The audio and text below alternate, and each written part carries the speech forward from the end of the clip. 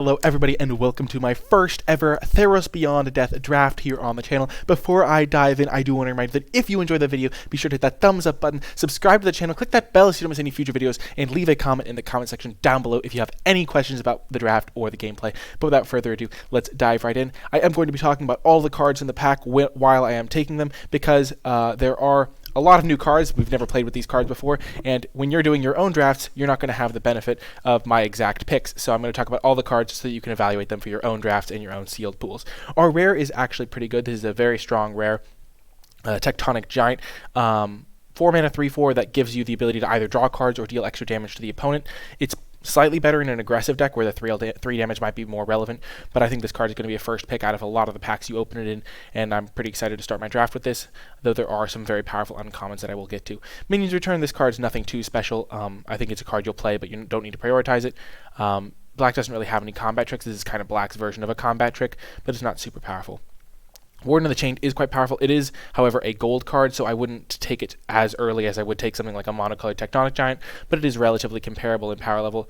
It's like definitely worse, but it's definitely, it is up there in a high tier of pick. I think the Eutropia is actually better than Warden of the Chained. This card seems like one of the best payoffs for drafting an enchantment deck. You just get a ton of triggers, a ton of payoffs. There's a lot of enchantment creatures that are going to trigger this, and Eutropia the twice favorite is probably my second pick out of this pack. I think in this pack I go Tectonic Giant, then Eutropia, and then maybe Warden of the Chained before even getting to the commons. Indomitable Will is definitely a common to be aware of. It is an enchantment, so it will trigger all of your auras and stuff like that. 1 second.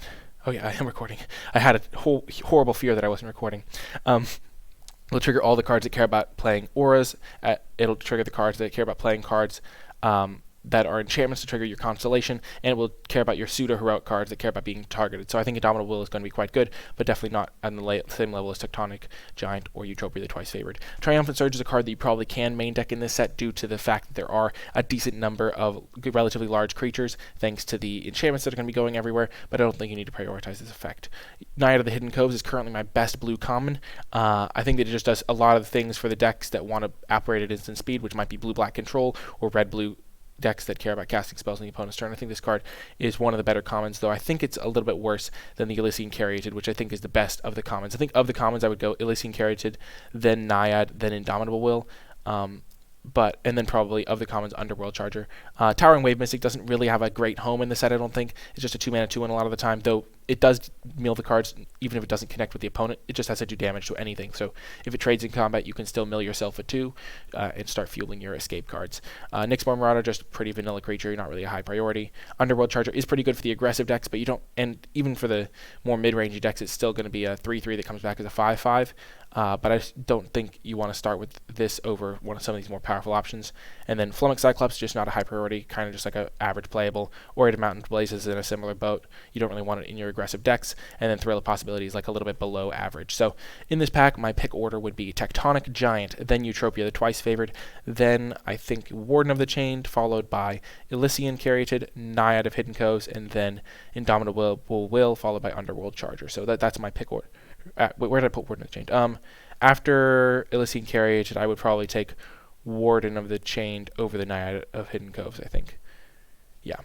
But we're going to start with Tectonic Giant. I'm doing all that whole analysis so that everyone that isn't just, like, who's just brand new to the set, everyone, just like me, knows what my thoughts are on the cards, because when you... What happened to the light?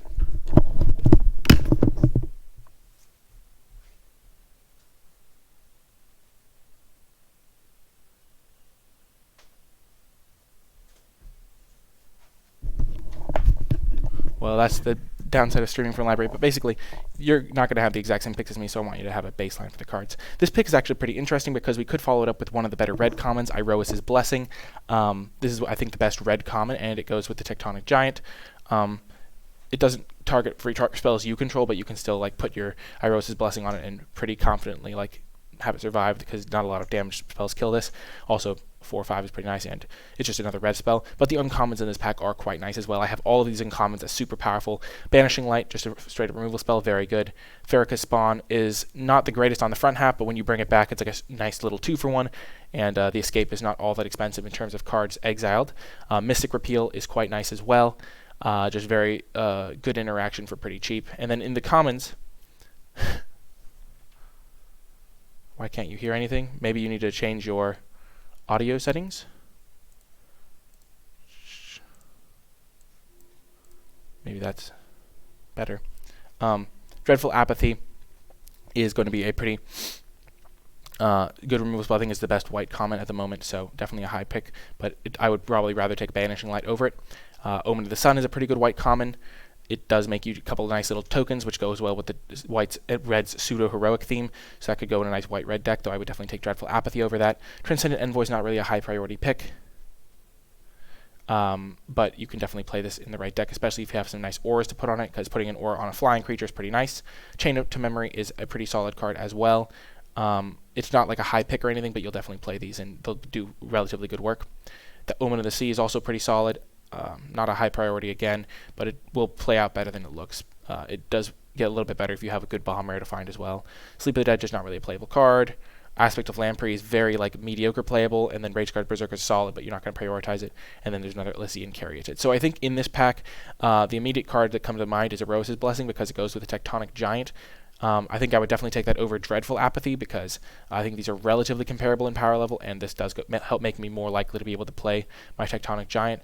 The uncommon Banishing Light is quite nice, but I think it's like relatively close. It's not like, it's definitely a tier above the Erosa's Blessing, but putting it into a second color is a little bit of a downside. And then Mystic Repeal and Farrakha Spawn are also kind of in a similar boat to the Banishing Light. I think we're just going to take the Erosa's Blessing, stay the course, and stick to our red cards for now. And now pick 3. We see several cards. In fact, I'm not going to talk about the same cards multiple times, so you don't need to worry about that. But in this pack, there's Birth of Meletus, which is a card that I'm not very high on. I think the card's just not going to play out very well, and I don't think you should pick it early. It just doesn't do what white decks want to do, and it's not even though it might be oh, you get an 0-4 and draw a card, it's really not going to play out that well. Next is Threnody Singer. This card looks like it's going to be pretty good in decks that have a couple of heavier blue, and it's going to be a little combat trick in many ways, but I don't think it's really a high pick. Triumph of Annex, I think, is just a straight up trap. It just doesn't do enough for what you want, and the fight part is so ridiculously telegraphed that your opponent's going to be able to blow that part out relatively often. Rumbling Sentry is just not a high priority at all. You don't really want to play this card. Stern Dismissal is pretty solid. I think it's one of the better blue commons. I actually have it as the number 2 blue common, just because you can blow out things like Erosa's Blessing. You can really punish your opponent for putting auras on their creatures, and so I think the Stern Dismissal is going to be a pretty high pick. That being said, this pack does have the best common in the set in it, Mire's Grasp, and I think that's probably going to be the pick over a second Erosa's Blessing, just because seeing a Mire's Grasp is a pretty nice signal, even though I do already have some solid red cards. I think I might want to move into black thanks to this Mire's Grasp. Vexing Ghoul is going to be pretty solid, especially in decks that have other instant speed effects. Discordant Piper is nice, especially in the red-black sacrifice deck. Thank you, Bad Larry TV. I'm so glad you're enjoying the content. Nyxborn Colossus is just a big fatty. You don't really need to prioritize that. And then Wings of Hubris I don't think is particularly good. I think the main pick between this pack is between Mire's Grasp and the Erosa's Blessing. We do have a lot of 4-drops already, and I think I'm going to speculate moving into black, because Mire's Grasp is super good in the black decks, and I think since we just saw a Farrakha Spawn pass to us, maybe we're seeing a little bit of a black signal, and Mire's Grasp is going to be super good in any black deck, and I really want to try out the red-black sacrifice deck if possible. Also, Erosa's Blessing gets a little bit worse in multiples, because it's hard to always pick a moment to cast those. Okie doke. Moving on to pick 3, pick 4, there is another Mire's Grasp, which is almost definitely the pick out of this pack, but we will again talk about the cards that I haven't discussed yet. Luckily, those numbers get smaller and smaller as time goes on. Nessian Hornbeetle is a card that I think is going to be pretty good, especially in the red-green decks that prioritize getting 4-powered creatures, but it's going to be a above-average card in any green deck, so you'll definitely take this card pretty highly, but especially if you're red-green, you'll really like this card. We're not red-green, and we have a Mire's Grasp to take, so we're not taking that here. Soul Guide Lantern, I think, is actually main deckable. There's enough escape cards in decks that it's worth it to play the small cost of playing Soul Guide Lantern, because for 1 mana, 2 mana spread across 2 turns, you can just cantrip this card, have a pretty good effect, and I think this card's main deckable, but not really a high pick. We already talked about that. Mire's Grasp is fantastic and definitely our pick out of this pack. And then I think Soul Reaper of Mogus is actually number 2 out of this pack, comparing with Final Flare. Both of those are pretty nice cards, but I think Soul Reaper of Mogus is more important for the red-black sacrifice deck than maybe Final Flare, because I have more red cards. I think that's a close pick for sure. Temple Thief, pretty solid 2-drop. You don't really need to prioritize it, though. Final Flare is a card that you can oftentimes get more value out of this than you think by waiting till your opponent targets your creatures with a removal spell and then sacrificing in response, which makes your Final Flare much more valuable. Omen of the Hunt is a really nice tool for fixing, but you're not really going to be needing to splash if you're starting out with these red-black cards, though I think certain blue-green decks are really going to like this card. It will let them splash any bomb they open. And then Citizen Skirmisher is just not a super high priority pick. I think here we're going to take Mire's Grasp and then hope to wheel Final Flare, Soul Reaper Mugus, or in a pinch Temple Thief, but I think we could maybe wheel something out of this pack that would be pretty useful to us. Okie doke. Oh my gosh, we got the combo. This is a card I really want to talk about, and this is actually a really fantastic opportunity to pick this up.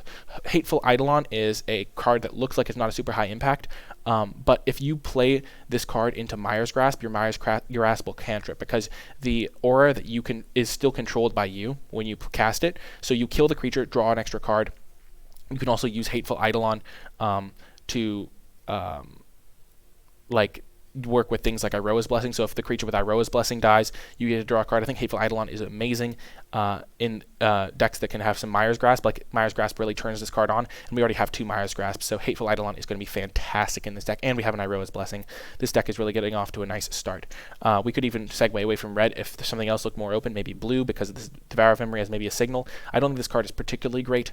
It is still like a little bit above average commons if you're a blue-black deck, but I'm not going to prioritize this card. Glory Bearers is a solid card, but nothing special. You don't need to prioritize that either. Hero of the Pride, I think, is one of the best white commons. I have it as number 3 at the moment, so this is a little bit of a signal. This is a draft event, Bad Layer TV. I'm going to be doing Sealed next.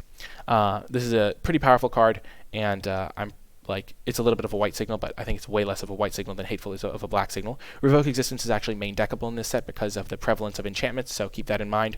And it's like a little bit above average common, I think. Deny the common counterspell to be aware of. If they're holding up 3 mana and you have a really high priority creature, maybe play something less high priority if you suspect they have this card. Farrakhan's Libation I don't think is very powerful. There's like enough tokens running around to make this terrible. And then we already talked about that card. Skola Grove Dancer is just a solid green common, just not super special though. Hateful Eidolon, excellent pickup for this deck. Wow, the hits just keep coming. This deck is going to be really good. Grey Merchant of Asphodel, we can add that to our deck, I think.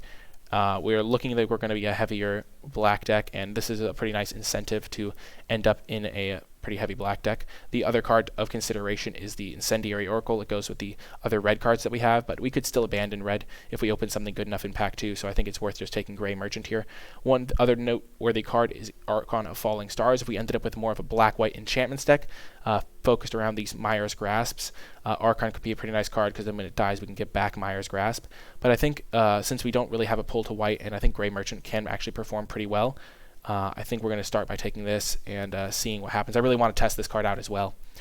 Flicker of Fate is definitely more playable than it looks. It's definitely a card you can play in most of your white decks as a 1-of. It'll get decent value if your opponent goes for enchantment removal on your creature or removal, or you can use this as like a pseudo counterspell for removal spells essentially. Or you can exile your own enchantments and put them back on other things and do some kind of shenanigans. So I think it'll be pretty playable in the right decks. Archon is relatively solid if you have other enchantments. 6 mana 4/4 flyer doesn't need a ton to be good, and I think this definitely meets that bar. Incendiary Oracle is a very solid 2-drop. Not going to be as good as a Grey Merchant of Asphodel, but definitely the second pick out of this pack. Cider's Cunning I don't think is playable outside of red-black sacrifice in very specific situations. The best versions of the deck won't play this, but if you have some really good sacrifice outlets, you might want to play it. Skofor's War Leader, not really a huge priority, but one other thing to note is you can sacrifice 2 cards to this in one turn cycle. So if they block it with like 2 3/3s, you can sacrifice another card to trade with both of them, because it doesn't say you can only do this once per turn or that you can only do it at sorcery speed. It'll still get the +1/+0, it just won't get double menace. Plummet, pretty solid sideboard card. Bronze Sword I think is unplayable, and then Thaumaturge's Familiar is just like below average playable. So I think here in this pack I go Grey Merchant, then Incendiary Oracle, and then speculate on Archon of Falling Stars as my pick order. Okie doke. And then in this pack, Nyxborn Seaguard, just like a very below average stat line. Grim Physician's actually okay in the sacrifice deck, but we don't really have any sacrifice cards right now. We just kind of have some red-black cards. But this card does do decent work because you can sacrifice it to give a creature -1/-1 at instant speed. Altar is decent for splashing, especially in non-green decks that need the extra fixing. Omen of the Dead can have some pretty nice, can do some pretty good things, like combined with like bomb rares or self-mill or things like that. But here I think we're just going to take the Incendiary Oracle as a pretty solid red 2-drop. The 2 black cards aren't things we'll miss, but getting enough good 2-drops is going to be essential, and I think the Exile clause is actually pretty important. So I think in this pack I go Incendiary Oracle, then probably Grim Physician, then Omen of the Dead. And now we can pick up a Temple Thief for another 2-drop. I think that Wrap in Flames is going to be a card you want one copy of in your red-white decks, but not in your red-black decks, because I think that when you're triggering your pseudo-heroic stuff, getting a bunch of buffs onto your creatures, it's going to be much more effective, whereas when you are just making their creatures, pinging them down, or getting extra like damage, pushing damage, it's not going to be as effective as when you're like buffing your entire team. Grim Physician I think is a little bit worse than Temple Thief, so I'm going to probably start with the Temple Thief here, though it might just be worth speculating on a commanding presence. We don't have a ton of red cards, like we have a couple, but we like first pick, second pick these, so maybe red's not super open, and we have seen several pretty good white cards, and this one is quite terrifying in the right deck, so maybe this is the card that we're supposed to be taking here, because it is so much more powerful than Temple Thief. I think that is the correct decision, so we're going to be just taking commanding presence, and then seeing what happens. Here we are probably going to take the Underworld Charger. We're looking to be a relatively aggressive black deck, and I think this card's going to function better than Minions Return and Nyxborn Marauder, and we're not really looking for any of these other cards. And now we can pick up a Rage-Scarred Berserker. Pretty nice for helping with attackers, better than the Aspect of Lamprey. I don't really think we're going after Omen of the Sun. We're still probably going to be red-black, because we do have the Tectonic Giant and the Blessing. I think it depends. I think Wishcoin Crab was just because like the biggest creature at common Silasat was like a 4 or 5 Dowser of Lights, but we don't know enough about the sizing, and the fact that Rage-Scarred Berserkers exist at common makes it, and like there's a bunch of escape creatures that could eventually outsize it, make it less likely to be good. I think we're just going to take Rage-Scarred Berserker here over Omen of the Sun, because I think Omen of the Sun's only great in red-white, and we are not going to be red-white, we're going to be black-white if we're any white deck at all. And now Stern Dismissal should not be going around this late. This is going to be good to know if you are playing on Arena that you can maybe get this card later than you should, so you don't need to prioritize it. We're going to just take it here. And now we got a Temple Thief. Temple Thief versus Soul Guide Lantern's actually kind of close. I think I'm just going to take the Soul Guide Lantern because it's less replaceable, and having access to that in the sideboard could be key. Now I'll take Farrakhan's Libation. Certain matchups could be a good sideboard card, and then Sage's Cunning could also be okay in the right deck. Ooh, so we opened up another pack. We're going to be going through all the cards again. Calyx Destiny's Hand is not a card we're going to be taking, but I think this card is pretty good in a white-green deck. It's worth investing in early because there are just so many enchantments in the set that you'll probably be able to draw an extra card every turn or most turns, and then you can actually use it as a removal spell fairly often as well. So I think Calyx is pretty good, though not the pick here. In this pack, I think the pick is between Underworld Ragehound and Final Death, and I think we're just going to take the Final Death because that leaves us flexible if we get past a really good white card to potentially move into white. Calyx is not, unfortunately, a white-black card, or we could just take him here, but we're going to take the Final Death out of this pack.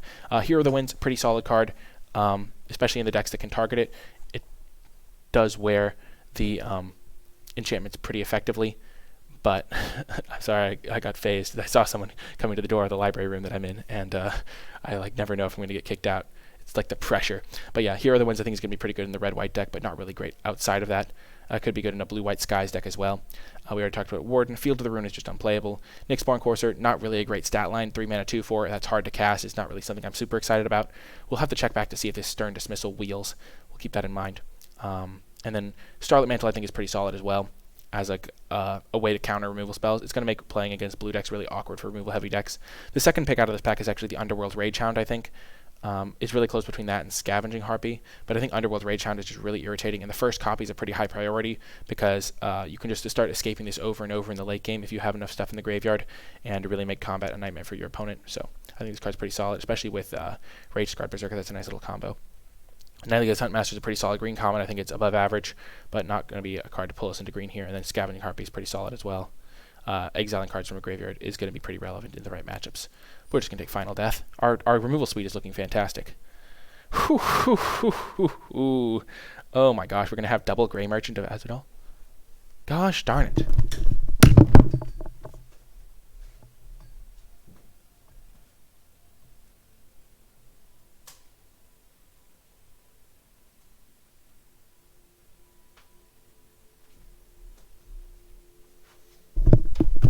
I've just accepted the fact that I'm going to have to get up from time to time to turn the lights back on because I don't know how this room works and there's no light switch. So, yeah, bear with me, folks.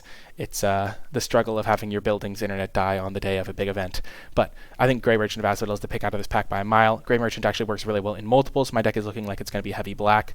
One thing I did mean to say about the escape cards is they get worse in multiples, and already having an Underworld Charger to kind of get back over and over in the late game makes the Rage Hound a little bit less of a priority as well, though you definitely want a couple of escape creatures if you're going to be fueling the graveyard. Good to know that you can take the joke, as it were, Bad Larry out TV. One with Stars is actually a pretty good card. It's like a 4-mana removal spell in blue that kills a creature, because once it is an enchantment, it can no longer attack and block. Because it loses all other card types, so that's pretty good to know.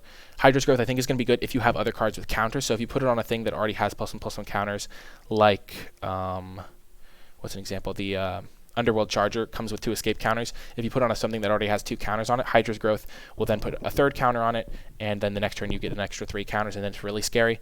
But in other situations, I think it's too slow. But I think it's still an above-average card that is worth building around if you can get another couple counters from somewhere. Heliod's Pilgrim is great. It works really well with cards like Mire's Grasp, which you can search up and then use as removal, so that's definitely something to keep in mind. Watcher of Tomorrows is a pretty solid card, but I'm not sure blue decks want to be tapping out on turn 5 a lot, because there are a lot of ways to punish that, like Irose's Blessing or Final Death, things like that. There's just a lot of ways to just kill Witness of Tomorrows, and it doesn't do a particularly good job stabilizing the board. It reminds me kind of the 5-mana 3/4 in Throne of Eldraine, Prized Griffin. We've already talked about these cards. I think Voracious Typhon is the second best green common. It's between that and the Fight spell in green, so I think this card is fantastic. I would probably take it over Hydra's Growth early on in a draft. This card is just really a nightmare. It's a 4-mana 4/4, which is already big, and then later in the game you just get a 7-mana 7/7. That's just terrifying.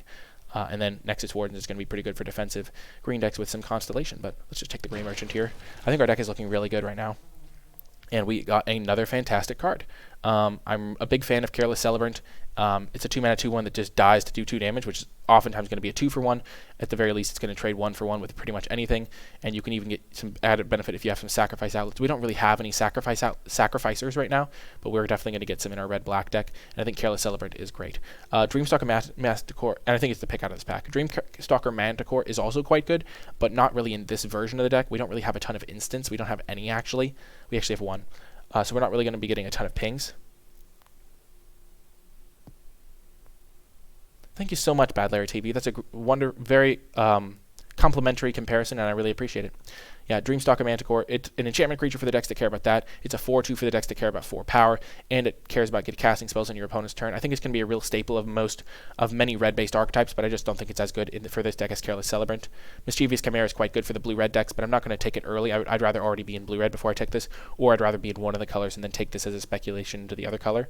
Eidolon of Philosophy is not really a super high priority, but there are certain decks that are going to want it, especially the ones that kind of go turbo on Brine Giant. I think that definitely has a lot of potential to be a fun archetype.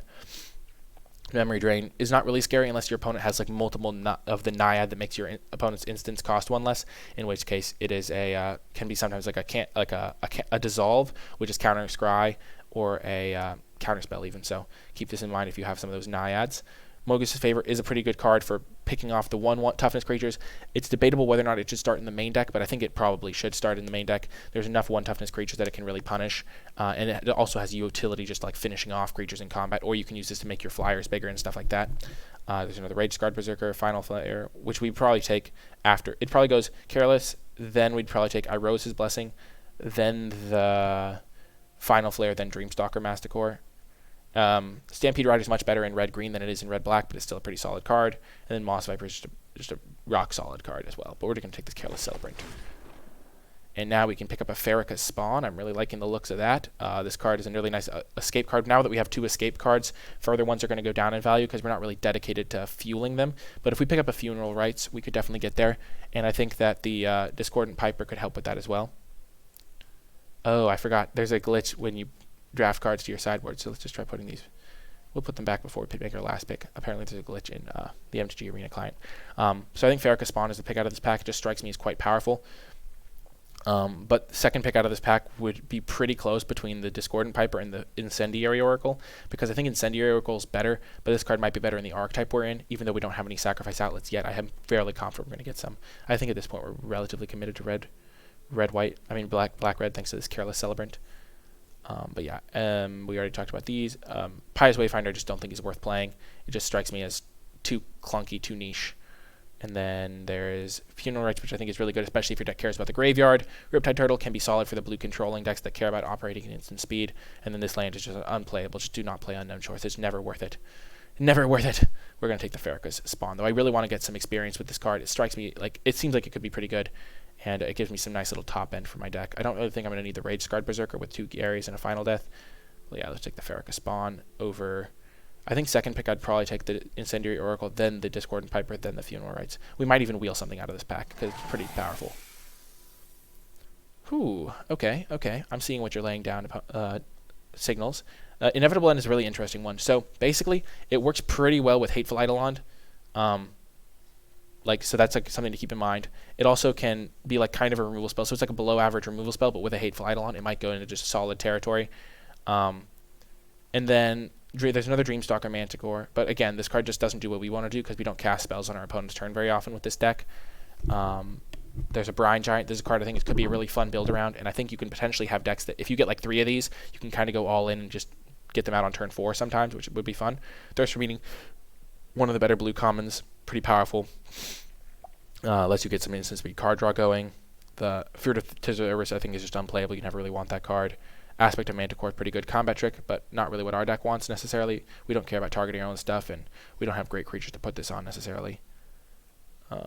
Yeah, because the first strike is only temporary. And then Nylea's Forerunner is a nice payoff for the more expensive decks. The decks that need trample on their big clunkers. I think the pick is between Scavenging Harpy and Inevitable End. Let's see, we have 1, 2, 3, 4, 5, 6, 7, 8 creatures. I think Scavenging Harpy could be good, but I want to get more experience with Inevitable End, and it is pretty good with Hateful Eidolon, so let's try it out. Oh my goodness. Oh man, this is hilarious. I think I didn't actually play an original Theros, but I seem to remember hearing that the dream is to go Grey Merchant into Grey Merchant, because then you're just like killing your opponent, and there's just very little they can do about it. So they kind of just want to take Grey Merchant over Final Death, and I think we're just going to do it. The more Grey Merchants you have, the better the next Grey Merchant gets. And it's going to be hilarious as well. I think we're just going to take Grey Merchant over Final Death, which is kind of crazy. No, it's third Merchant Epic Gerardo. We already have 2 merchants. We already have 2 merchants. So I think it's the Grey Merchant as well. Phalanx Tactics is a card that works pretty well in the pseudo-heroic deck. You put the Phalanx Tactics onto your creature with pseudo-heroic, and then you get an Inspired Charge for only 2 mana, which is quite nice. And then we've already talked about all of these other cards. So I think in this pack it goes Grey Merchant, then Final Death, and then Underworld Ragehound. And now we're going to take the Discordant Piper here pretty easily over. Portent of Betrayal can be nice for the sacrifice decks, but we're not really a sacrifice deck. We're kind of just a very heavy black deck that's going to probably get a couple of incidental sacrifice things. And having black mana symbols on the battlefield is now incredibly relevant because we have 3 Grey Merchants. So very optimistic on just picking up all the black cards. Ichthyomorphosis I have is one of the top blue commons just because it's a solid removal spell. Making the creature a 0/1 basically kills it, and it's actually significantly better than the 2 mana versions that make the creature into a 1/1. And then the Triton Wave Riders are solid. Okie doke. And now, not really a ton for us. We're just going to take Stampede Rider over Sweet Oblivion. I think Sweet Oblivion is just very niche. There's certain decks that might want this if they're trying to mill themselves out, or they're trying to mill a very specific escape card or something like that, but I just don't think it's going to be worth it overall. There's also Leon and the Lost Pride, which is one of those 1 toughness creatures you can punish pretty easily, but the Exile Clause is pretty nice in the format like this, with some escape creatures, so I think this card's pretty solid anyway.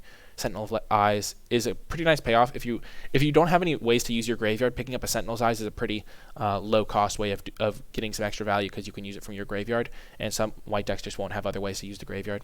But yeah, we're going to take this Stampede Rider.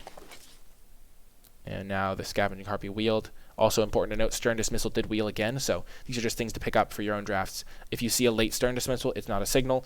It's wheeling because the bots don't currently take it. I'm so excited for the fact that they announced they're thinking about doing in-person drafts. Ooh, Scavenging Harpy wheeled. Oh, one with the stars should not be wheeling either, so it looks like the blue cards are pretty underrated at the moment. And yet we are not in blue. We're going to take another Rage Scarred. Yeah, we're going to take another Rage Scarred. I think Rage Scarred's pretty... we don't need it with the 3 Grey Merchants. Wow! Another Discordant Piper or another or a first Funeral Rites. Draw 2, lose 2, put the top 2 into the graveyard. How many ways do we have to care about the graveyard? We have 1, 2, currently 2 creatures with escape. We are a relatively aggressive deck. I think we're just going to take the Discordant Piper. And now Aspect of Manticore. Wow, those cards are pretty underrated. Our final pack here, we opened one of the best rares in the set. It just doesn't happen to be in our colors. Near Deer Kraken is just completely disgusting, and is definitely a card you should be taking out of most packs. We're definitely not going to take it because we're not going to move into blue-black here.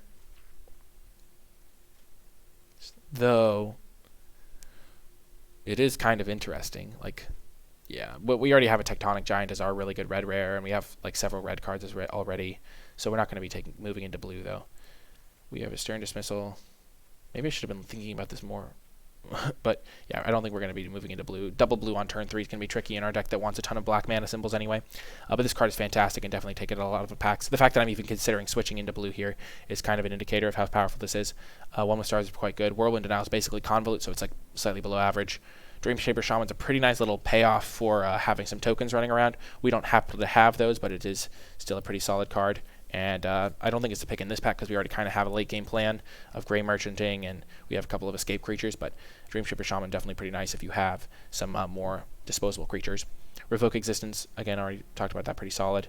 I think that we've talked about almost all these cards. The Final Flare is definitely a card I'm looking at here as a potential extra removal spell, but I think we already have the removal covered with a Final Death, Irose's Blessing, 2 copies of Mire's Grasp, and an Inevitable End. So I think we're going to take the Lampad of Death Vigil and get a nice little sacrifice outlet. It's pretty cheap too, and we're going to be able to finally have a sacrifice outlet, which red-black actually does care about. So I think that'll be a pretty nice way, and we can also get some extra value with our Grey Merchant of Asphodels. 5 damage target creature only. Yeah, let's just take the Lampad. Oh my gosh, I think this card is fantastic. This card is absolutely disgusting. I cannot believe it got passed to me, and we are slam picking this card. Definitely glad we're still in red. Basically, you take their creature, and then you eat all of your opponent's creatures because they have to attack, so you get to make really good blocks on them. And then you attack them back, and then you give back their creature, but all their other creatures are dead. All their creatures have been killed by the fact that they were tapped or that you made good blocks on them. So I think this card is great. And you can even sacrifice the creature to like a Lampad of Death Vigil before giving it back. So this card is amazing. So happy to have this and get to try it out. The other cards in the pack, there's a Portent of Betrayal. If that wheels, it could go well if we get other sacrifice outlets, but at the moment we don't really have those. There's a Nessian Wanderer, which I'm a huge fan of. I think this card's going to function similar to Dryad Greenseeker from back in M19. It's just going to draw you an extra card like every other turn sometimes in the right deck. Seems great to me. Captivating Unicorn is probably going to be underrated. It seems pretty solid. The fact that it can just tap blockers and then swing in for 4 is pretty nice. Omen of the Forge is one of the better red commons, just doing 2 for instant speed. You can sacrifice it as well. The Acrone War is 100% the pick. I picked Gerardo, at least for me, at least. Before playing with it, I have an opinion that this card is amazing. Like, because it enters the battlefield and you take their stuff, and then the next turn, their creatures have to, like, suicide into you, because you're, like, all set up for them. Because only your opponent's creatures have to attack. And then the creatures deal damage to themselves, because the third part triggers before they'll untap. So it's just, like, seems disgusting to me. We're taking Acrone War. And now there's another Lampad. There is a Venomous Hierophant. This is actually a really tricky pick. So Mystic Appeal, I already talked about, is great.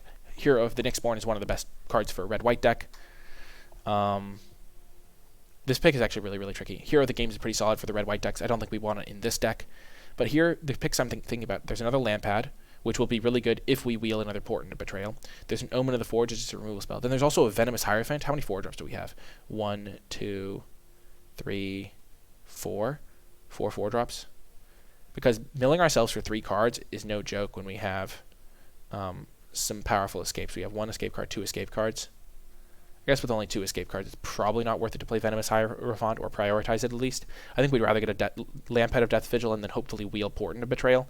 Though Omen of the Forge is a pretty solid removal spell. We already have enough removal, though, I think, with 1, 2, kind of 3, 4, 5, 6. We have a lot of removal. I think we're going to take the Lampad of Death's Vigil. I think it's going to be important for our archetype. It also is just another black mana symbol to go with our Grey Merchant of Asphodel plan. It can also help drain out our opponent. And I think we're going to take this and then hope to get a backup Portent of Betrayal. Oh, baby. Oh, man, it's so tricky. So, again, it's a really tricky pick here because we have another card that works well with our sacrifice theme, the Slaughter Priest of Mogus. But then there's also a Final Death to pick between, and then I'll talk about the other cards briefly. I think Alcia is pretty good. The fact that it can protect a creature or just chip in for a couple damage early, like 2-point life swing every time, seems pretty good to me. So I think this card's relatively good. Siona is a pretty nice card if you're green-white, but I don't think I'd take it before I was green-white. And the lights have gone off again. Let's go light those back up.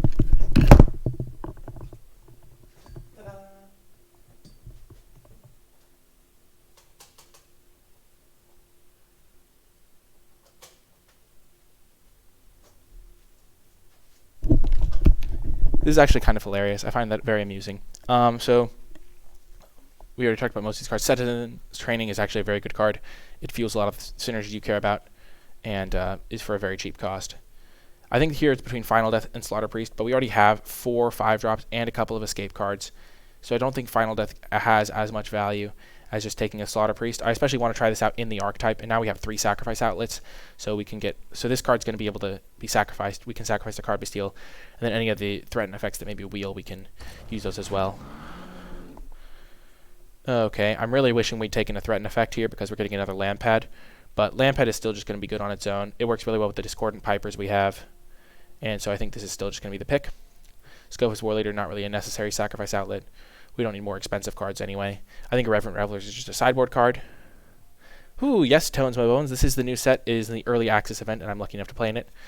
Loathsome Chimera may not look great on the surface, but I think it's going to be pretty solid, as just it triggers the Ferocious cards and also is a good escape card. I think Chainweb Arachner is pretty great as well.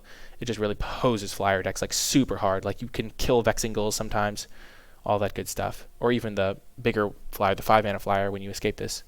Pretty great. So we're going to take the land pad here, and we're really hoping that those cards wheel now. Oh gosh, so there's another Slaughter Priest Amogus. Honestly, I just kind of want to take another Slaughter Priest. And then I really wish this. I don't know if those cards are going to wheel yet. That's really hard to say. I think Heliod's Punishment is really interesting, but I think if you're aggressive enough, this card's actually quite good. So keep that in mind. If you have an aggressive deck that's trying to beat down, you should probably play this card. There's also Karametra's Blessing. I think this card is fantastic, but we're not white, obviously. It's just like really irritating to deal with. I think we're just going to take another Slaughter Priest over the Funeral Rites. Yeah. I really want to wheel some of those powerful steal your creature effects now. Okay, Bright Bleth Catablebus, definitely the pick out of this pack. Pretty effective. Grim Physician is actually interesting, but getting one more expensive card that also does pretty well for our Devotion game seems solid to me, and also is just a great removal spell on a body. So, pretty happy to get this over Grim Physician. Relentless Pursuit's pretty good for fueling escape. Having a Mystic Mirror Shield is good if you're trying to load up on auras. And we've talked about the other cards.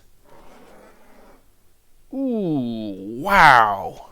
What a pack. What a pack indeed. I think Timurant's probably like one of the best cards for our deck because it is so good with Grey Merchant of Asphodel. That's like 4 damage on its own with just those 2. But Mire Triton is also fantastic. Enter the battlefield, mill yourself for 2, which is great with our 2 cards that care about being in the graveyard. And Death Touch, and you gain 2 life. I think we're going to take the Timurant because I really want to get more experience with it, and also it's so good with Grey Merchant. It's like an extra damage every time, and we're going to be a very heavy black deck. But Omen of the Dead is also pretty solid, and this card really hoses opposing graveyard decks, and our deck doesn't rely on the graveyard all that much. Like, we're going to have this come back a couple of times. Maybe we'll get the Underworld Charger back, but we might not even play Underworld Charger.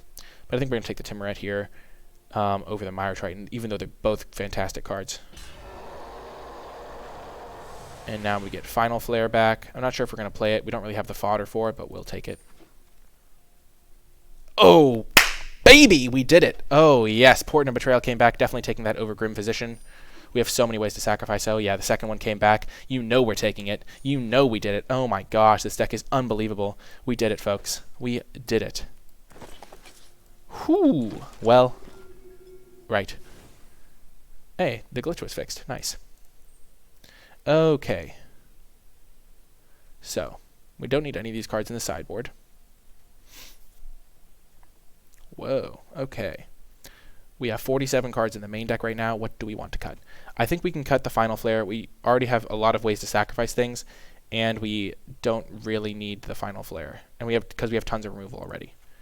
We don't need Aspect of Manticore. Our deck just doesn't care about that type of thing, even though it is kind of cute with the Hateful Eidolon. I like the 3 land pads to go with our 2 portents and the 2 slaughter priests to go with the portents. We have a lot of good things to sacrifice there by stealing our opponent's stuff. Underworld Charger doesn't seem super necessary to me. We'll just rely on having 1 copy of an escape card, and we can just get that back over and over in the late game. We're pretty good against escape decks thanks to our Scavenging Harpies.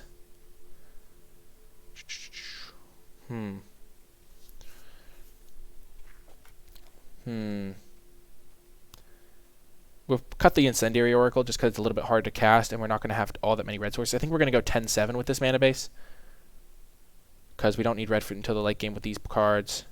Careless Celebrant's pretty solid, even if it's not on turn 2. And we really want to have black mana to cast our double black cards and cast double black, like 2 black spells on turn 4 and stuff. Yeah, I agree. Cut the red cards is what I'm trying to do. We're not going to cut Irosa's Blessing, I don't think. It is just a very good card. Inevitable End might not be good enough for this deck. Wow, 2 Discordant Pipers actually go a long way. I don't think Inevitable End is a B-. I just kind of want to try it out. It's just really hard for me to say at the moment how good it is. So Hateful Eidolon is definitely staying with double Mire's Grasp. And it fuels our devotion. Discordant Piper's pretty solid. Lampads are pretty good. I like the Slaughter Priests. I want to try them out. I don't think we have a great sacrifice deck. We're not trying to be super aggressive for the Slaughter Priests. Like, it's just a 2-mana 2/2 a lot of the time for us. Let's just cut 2 Slaughter Priests. And now the only way we have to sacrifice the Portent creature... I think we want 1 Slaughter Priest. I think we want 4 ways at least to sacrifice to Portent. 4 and 2 seems like a good ratio to me. It also has pretty good threat of activation if we have like a Discordant Piper in play. Maybe we just want the Slaughter Priest. We could cut the Inevitable End and then bring it out of the sideboard if they don't look like they have a lot of tokens. I really want to try this card out. Maybe we don't need Irosa's Blessing. Is Sacrifice Synergy good in Two-Headed Giant? It's good with things like Lamphead of Death's Vigil because this says each opponent, so it'll do double damage in Two-Headed Giant, which is quite nice. Okay, I think Farrakha Spawn might not be good enough for our deck. Like, we'll be able to escape this relatively well, I think, but we have so many expensive cards. And I guess we don't use the graveyard any other way. So having one escape card is probably relatively high value. Let's keep it in for now. Let's just cut the Irosa's Blessing. I think we want the Portents.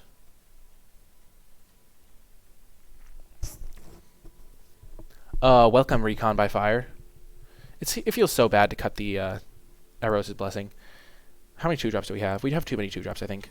We have 11 2-drops. Yeah, we can cut some of our 2-drops. We can cut a Lamphead of Death's Vigil or a Slaughter Priest.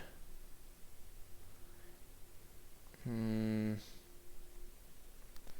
don't think we want to cut the... Let's just cut a Slaughter Priest of Mogus, because it doesn't really... It's a little bit harder for us to cast on turn 2. And I think it's a little bit worse than Lampad, maybe.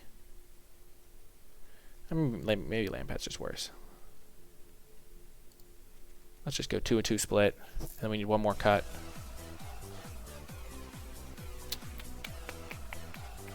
Two, 3, 4, 5, 6, 7, 8. Thank you so much, Eliotol, for the follow. I really appreciate it. Oh, you were the guy that was talking about speeches. That's fun. Fun. I think we're going to go 10-7 mana base. Let's see our color distribution. 18-8, yeah, definitely want to go 10-7. So maybe we do cut a Slaughter Priest for just the solo black card. And then we need one more cut. We're definitely keeping this guy in because he's super good. We're keeping all of our 4-drops, I think, because they're just powerful. But we do have a lot of them. Maybe we'll cut one copy of Irosa's. We'll just cut the Irosa's Blessing for now. I want to try out all the other cards first. And it is a little bit clunkier, and I think Portent's going to be really good with our 4 sacrifice outlet guys. So I really want to try that out as well. Yeah, let's run this version of the deck. I hope you stay with me for the matches. It's going to be pretty interesting. Whoa, yeah, perfect. We're going to have to choose our basic lands, obviously, because that's what champions do. That's how you win more matches, folks. That's the key. Wow. They don't have any new arts. That's kind of sad. Okay, I guess we'll just use the cool little foily arts then. You know what we could do? We could go to the store and like check for super cool arts. Actually, we're going to make our Gray Merchant as our artwork, of course. No wonder you haven't been winning. Yeah, choosing the artwork is the key to winning, obviously. One thing to note for everyone new, the lights will go out eventually.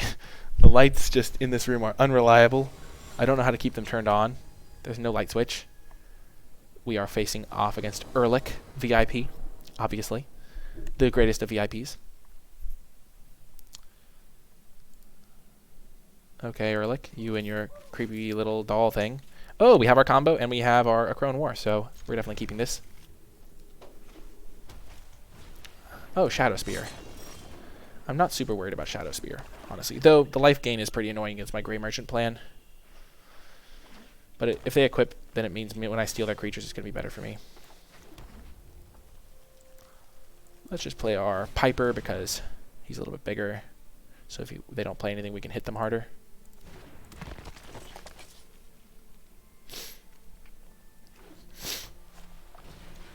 Skola, Grove Dancer, sure. This costs 2 to equip. Oh, there's our Grey Merchant. Let's attack, because if they trade, it's really good for us, and we won't be able to block it anyway. So this will be a 3/3. So if they do equip, we probably can block. No attacks. Let's block.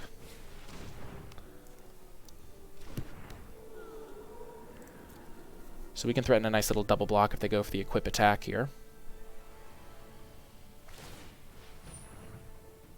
Oh, the sensors do detect me. That's how I turn the lights back on, Silosat.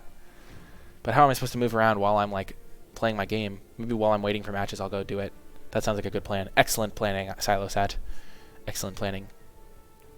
So, like, if they equip here, I'll probably just... This doesn't give death, this just gives lifelink. I think it's pretty good in the aggro matchups. Keep in mind, these are sideboarded games, which is kind of neat. I think a Crone War is really good. If they equip, we might just do nothing and then take their guy with a Crone War. Okay, sure. Oh my gosh, this is actually going to be vile, because we can then port into Betrayal and kill both of them.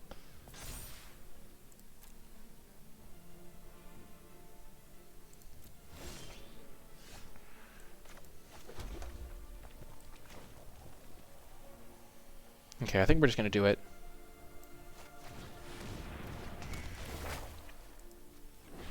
We're going to steal it. And we're going to be able to steal this and sacrifice that as well, or one of their better creatures. So this thing can block there very easily, unless they re-equip. So if they re-equip, then this thing can block there, so we're not going to attack. This thing will have to suicide next turn. And if they play something big, we can kill it.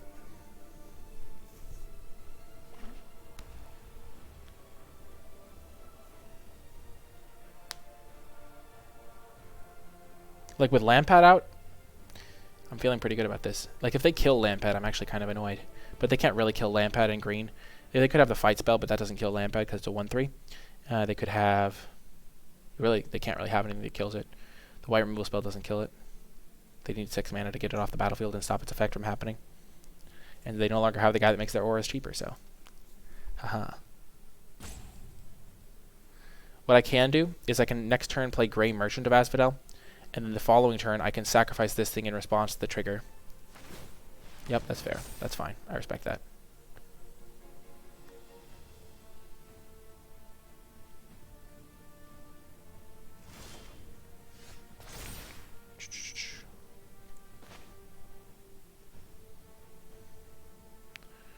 So I can play... I think I just play Grey Merchant here. So this thing has to attack me next turn.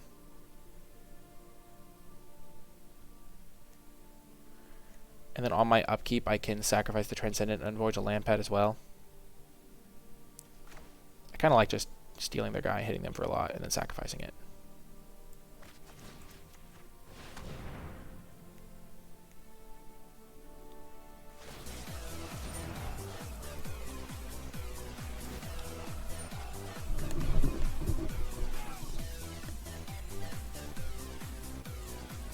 Thank you, Tones My Bones, for the follow. I really appreciate it. No, the subscription. Sorry, yeah, for the subscription. I really appreciate the support, dude. We're going to scry that to the bottom for sure. We already have enough lands. Hit them.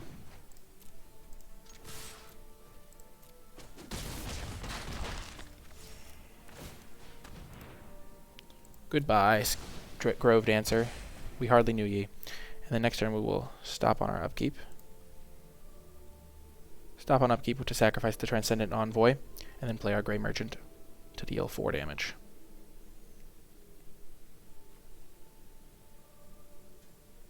Ah, the lights.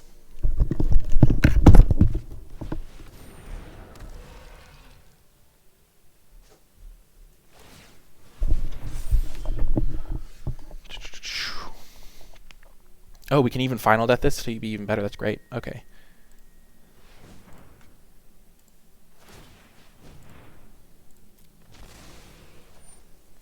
Oh, we could sacrifice the Akroan War to its own trigger to deal extra damage, but I don't think that's worth it. So we'll draw another Piper, go to main phase. Exile that thing.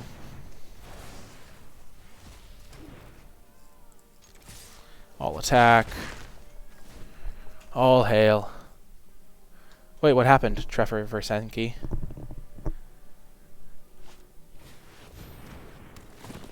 Haha, they cannot equip. So one cool thing is that as long as we hold up a mana, they essentially cannot gain life off of this. Oh no, it has trample. Never mind, that's not true. Because if we sacked it in response, it would still work. Okay, so we will play this guy,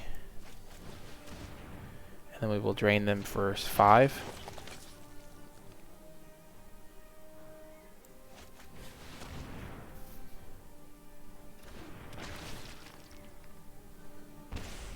Yep, sounds about right. If they do go for the equip, we can just sacrifice everything. The fact that we can sacrifice our stuff to kill them next turn is really nice. Oh, was the subscriptions now sound really loud? They have to kill the Lampad or they just lose.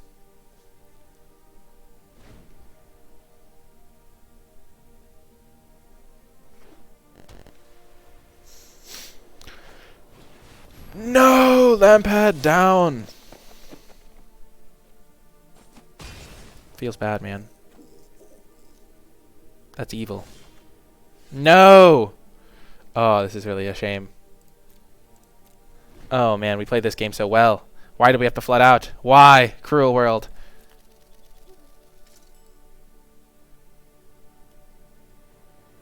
We were 1 turn off. We needed them to brick on a land or we needed to draw something. Oh, when I got it, my mic was transmitting loud noises. This is my first draft of the new set, Tones My Bones.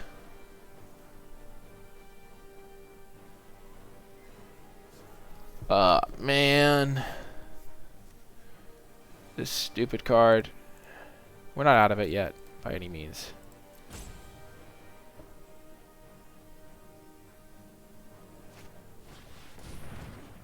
Okay.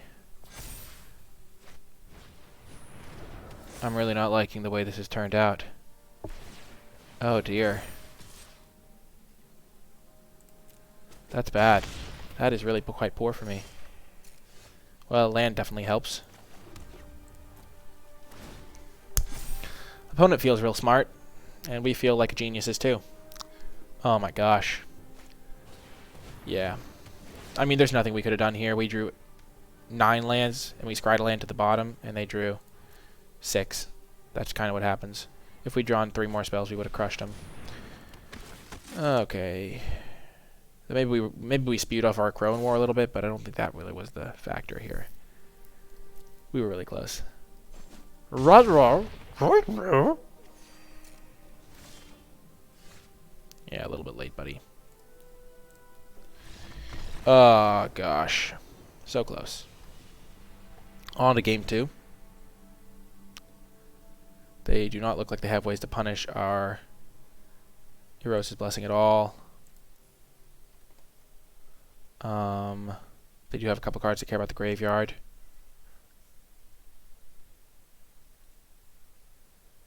Inevitable End could be good.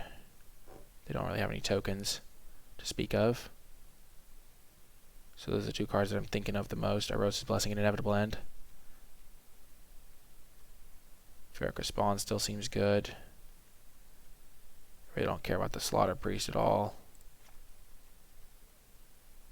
Probably going to cut 1 Slaughter Priest, 1 Portent for the 2 removal spells. Let's see how that works. Sealed is included on the test account. You lucky devil, Erlich, I will beat you this time.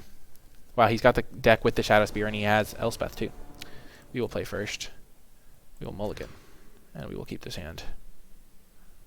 And put back a Farrakha Spawn. All you need are land. They mulligan too. They kept things fair. What a bro. Don't do it. Oh, you monster. That's evil. They are.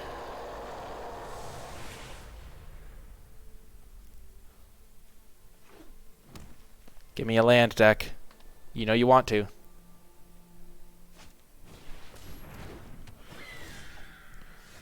Booyah.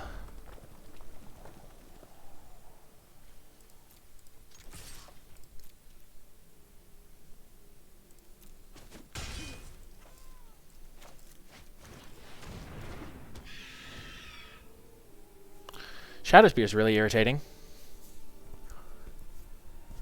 It's only when the set first drops, tones my bones.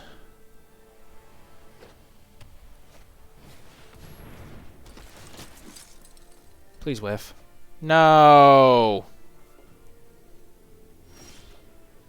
Heck yes, we keep getting there.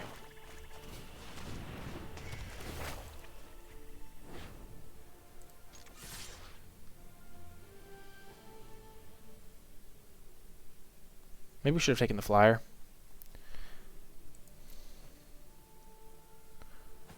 Just trying to get in there as much as possible.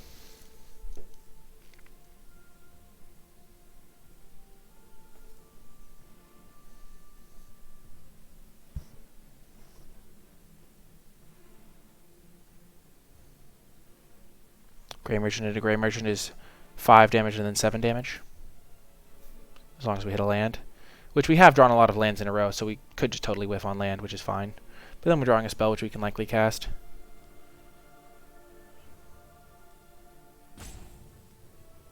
I hate Shadow Spear so much right now. Oh my gosh, it's so irritating. Luckily we can attack in with Siona, because if they block, then it's dead.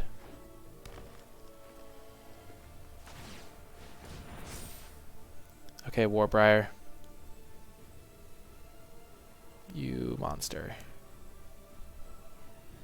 Oh my gosh, this Shadow Spear is destroying me.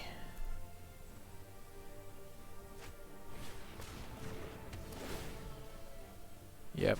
Harpy down.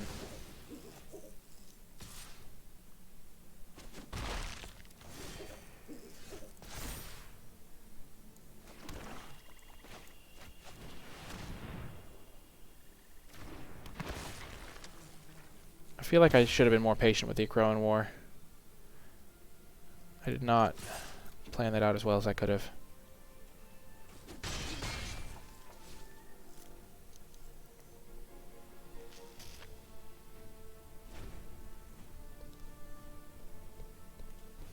The fact that they get lifelink on everything is so irritating. They have to attack.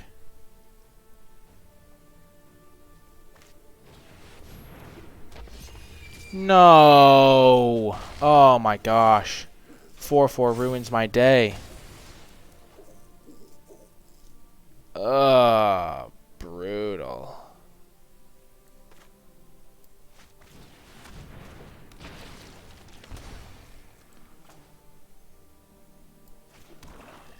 Maybe I built this deck wrong. Maybe I just can't beat this rare. I mean, this card has gained them 6 life, I think.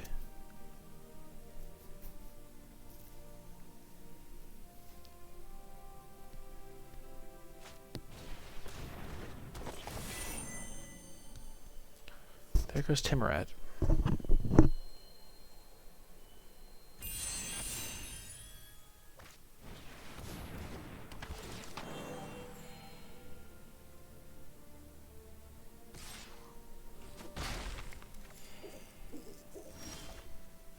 Haha! I think I can deal with everything on the ground. The air is really the problem. That and the stupid unicorn. I think we have to kill the flyer, though.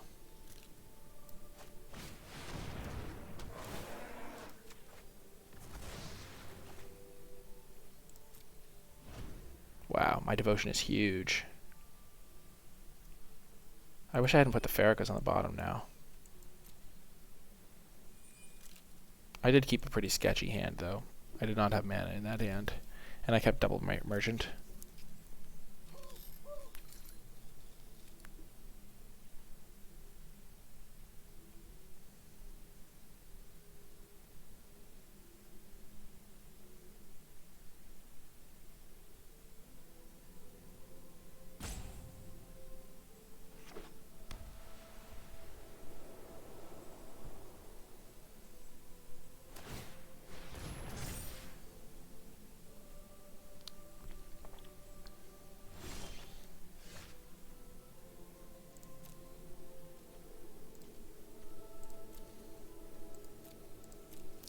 can exile their graveyard slowly but surely.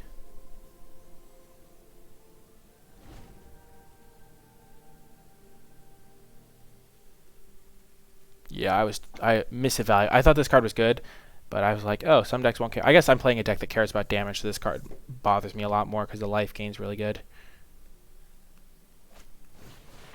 Sure. Tap away, matey.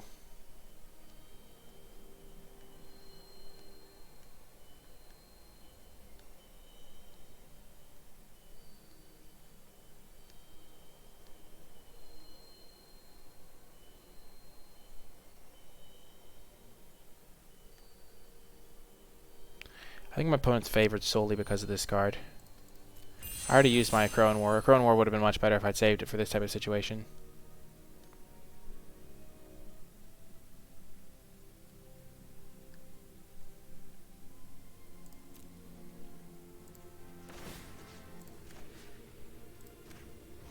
We'll exile both of their cards.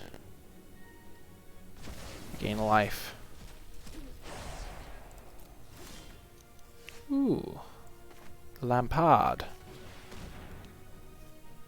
of the Vigil of Death.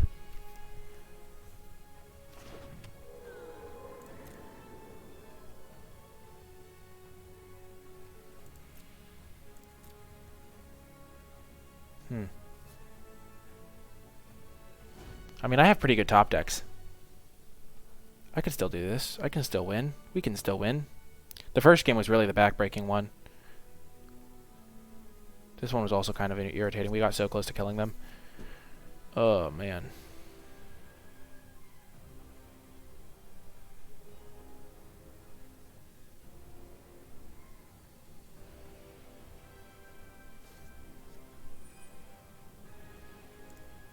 Okay, so my own Scavenging Harpy. Sure, what's it gonna fight?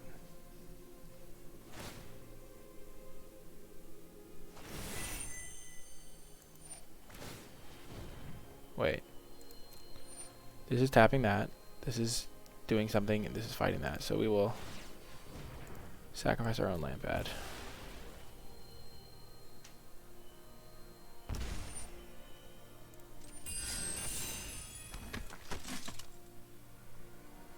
This is not going well.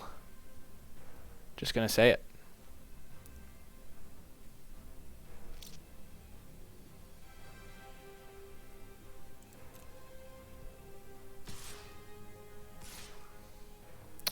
So what combat tricks are there? Green has +3/+3, white has +1/+2, and also white has +2/+2 and indestructible, essentially. I don't think I can beat the indestructible one.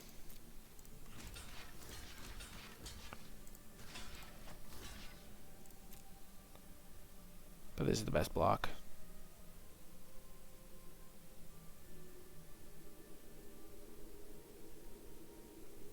If they have +2/+2, they have +2/+2.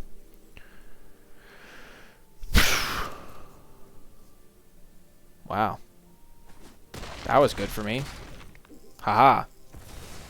Outplayed.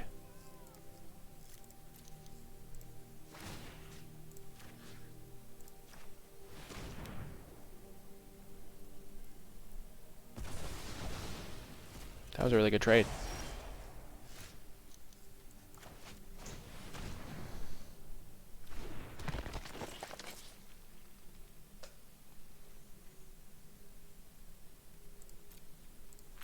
Like, we're in a pretty decent stall here. I just don't know what tools we have to go over the top in the late game. We kind of already used our Crowan thing.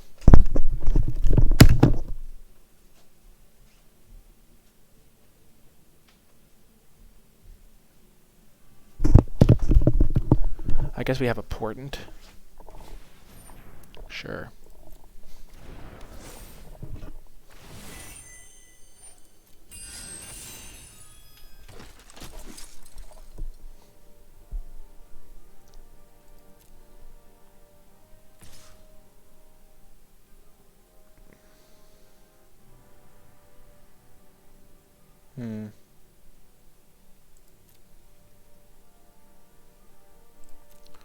We'll just take the hit.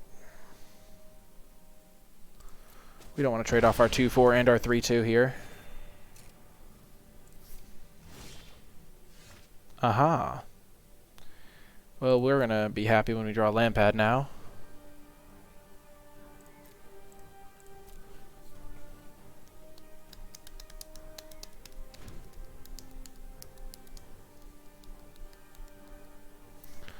Ugh. I'm like fine with the decisions we made, but I'm like still sad that the way they worked out.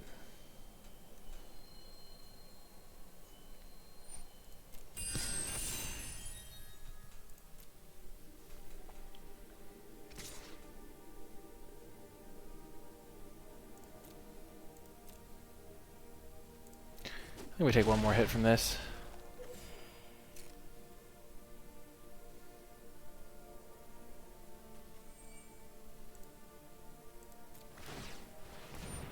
Sure.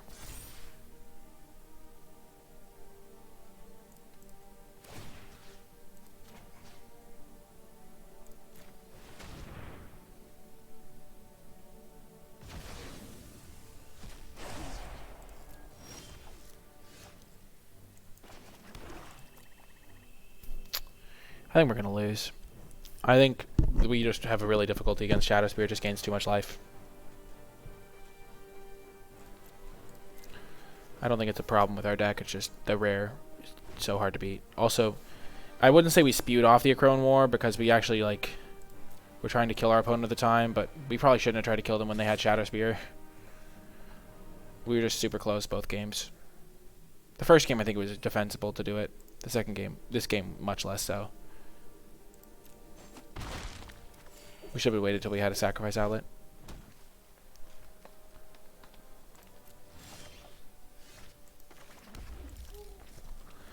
Like, they've still only drawn 6 lands somehow. I don't even know how that's possible, but also just... Ugh. We've done good stuff, though. This Timrid has been fantastic.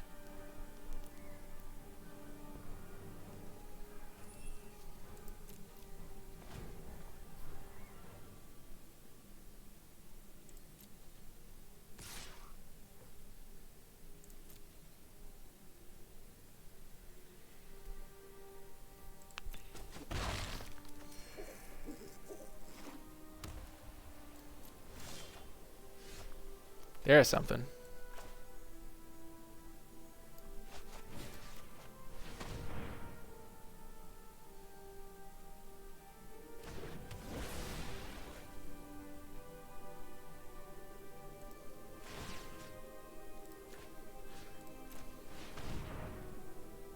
Just get rid of the fuel.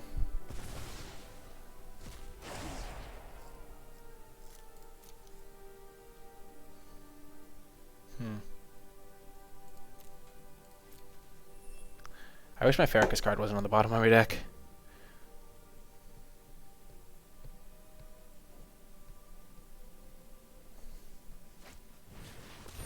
Sure, that card's pretty terrible right now.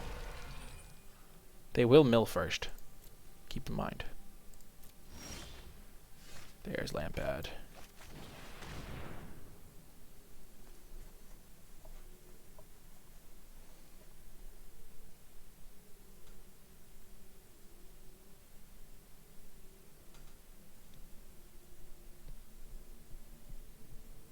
Why did they hold up 5 mana instead of equipping this to something?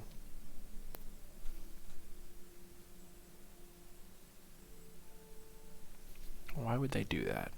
I'm trying to figure it out. There's not really any flash spells.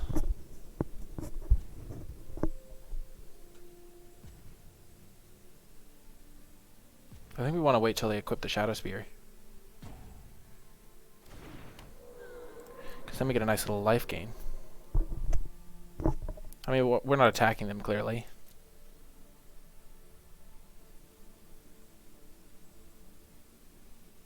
What instant do they have?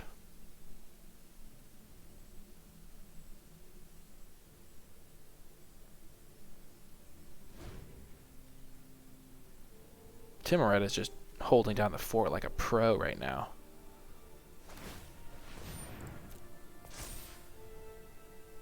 They were just waiting to draw an enchantment. Nope.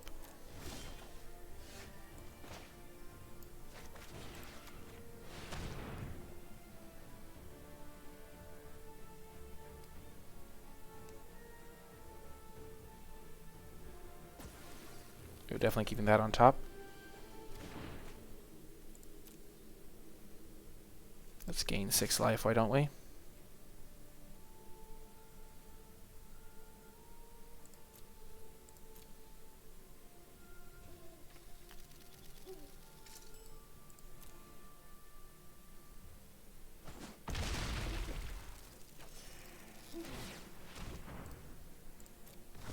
And then we can exile the 2 cards from the graveyard.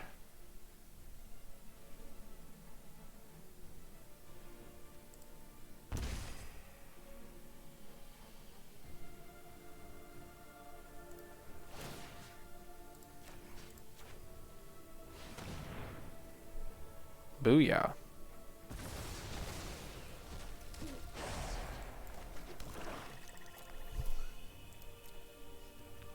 We have Mire's Grasp on top. We don't have to use it even.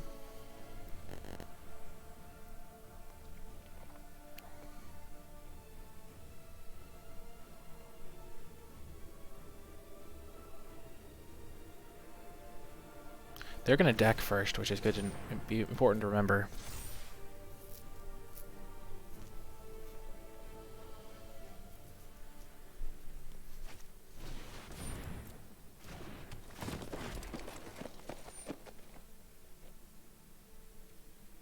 This gives trample. Of course it gives trample.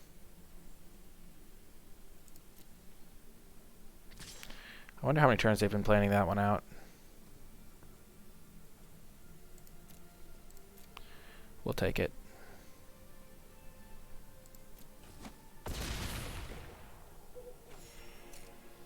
Wait, why didn't I just... I could have traded this. Eh, that would have been great. I don't think it's good to trade a 3-2 for a 2-3. Nope, cancel.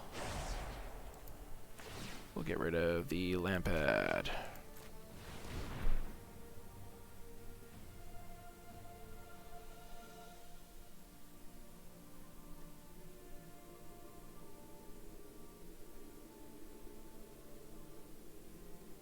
Do they have an instant speed flash kill spell?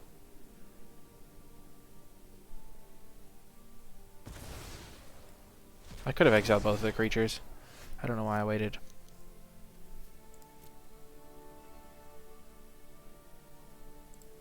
We're going to save our Mire's Grasp for after we draw our Lampad that will make it cantrip. Or we'll wait until they have a flyer that we have to kill. Currently this thing can't attack, this thing can't attack really. Opponent just has really bad attacks across the board pretty much. Gosh darn it! Why? So irritating.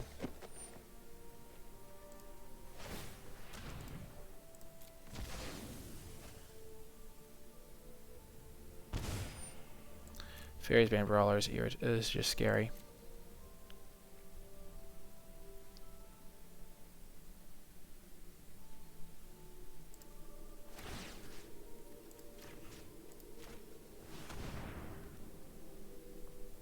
We unfortunately do not have any raised dead effects to get back those cards, so. There's another Grey Merchant, that'll buy us some time. It's probably as big as it's going to get, so let's just use it now.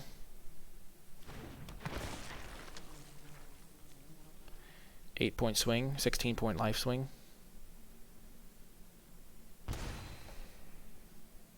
Right about now, I'm wishing I had some hard removal, like a Final Death, if they have that stupid Hydra card.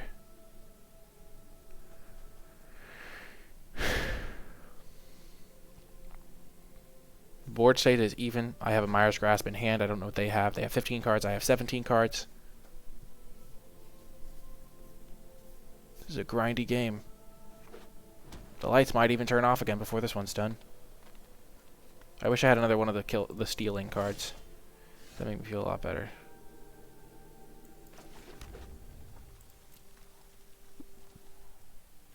We both have 10 lands in play. This could just be a land. I think it's a land.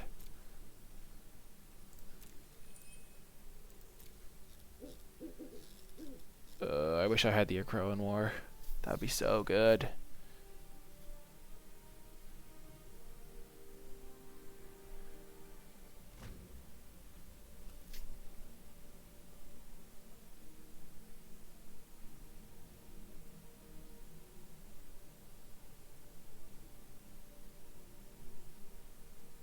get rid of my Timurid, I'm really in bad shape, I think. I need to find a way to get some value at some point. I need to draw my land pad and then kill their Nylea Huntmaster with it. That's solid.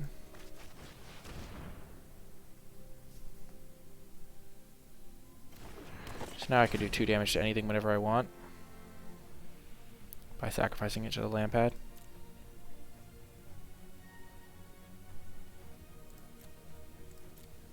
They do have the Hydra card. I just need to find my final death, and I think I can get this.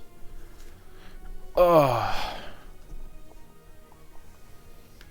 Or I really want my land pad also, so my Myra's Grasp will cantrip. This has been one heck of a game. There's also like so many like little minute things going on. Why are they hovering over Discordant Piper? No, don't go for it. I could have... Sure.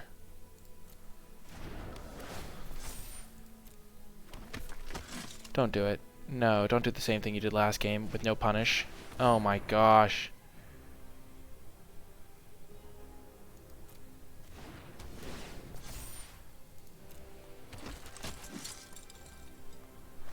No.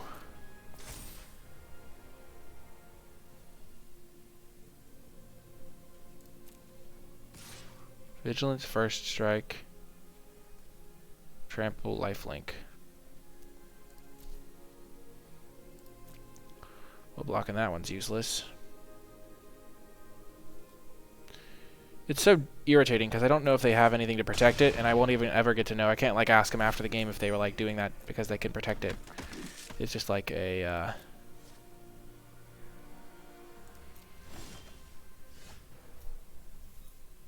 wow, we're 1 off. Oh no, I can kill it. We're gonna make Timurid into a 3/8.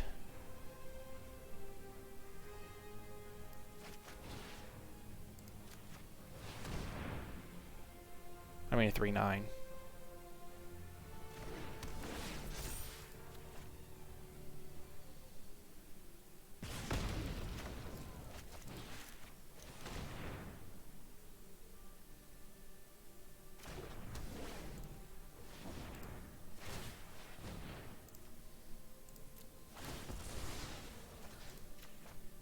Please don't have the hexproof. Haha. Shoes on the other foot now.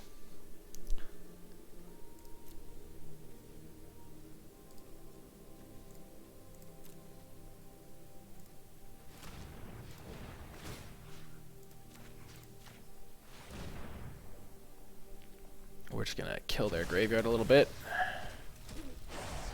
while the getting's good.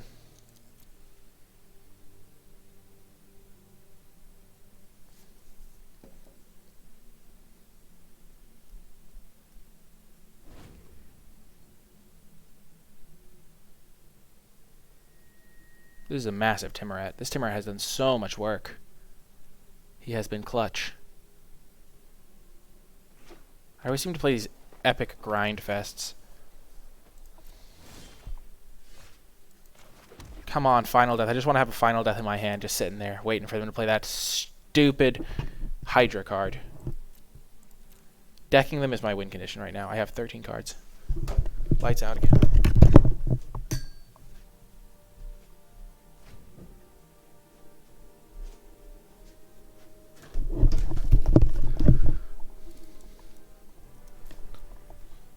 Come on. Tectonic Giant, that's a card.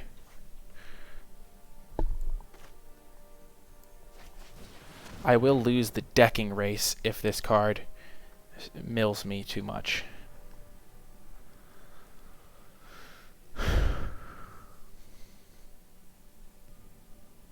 Because currently I'm up by 1 card on them, because I have 12 and they have 11.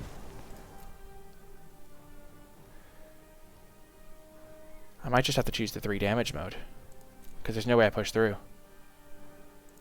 Yeah, the option's really nice. I think it's just beneficial to me as a 3/4 right now. I think they have at least 1 land in their hand, yeah. Probably a fight spell of some kind.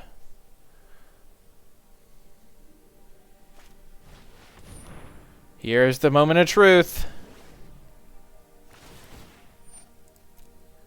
Gosh darn it. Come on, Final Death. Where are you? The fact that they get trampled for free on every single creature they own is just so dumb. Come on. Land pad. Not Final Death.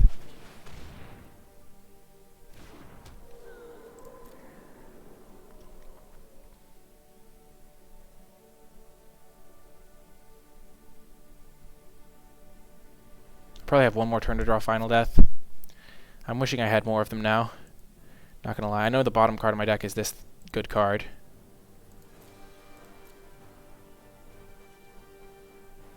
Once they attack with this, I'll have to maybe suicide this guy in to get my Final Death, but then I'll lose to decking. So they're at 9, I'm at 11. So I'm 2 cards ahead on that board. But if I draw 3, essentially.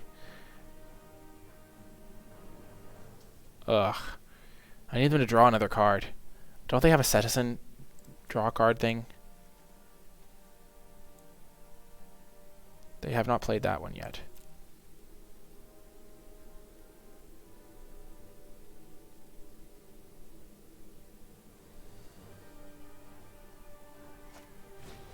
Haha, yes. They're playing right into my plan.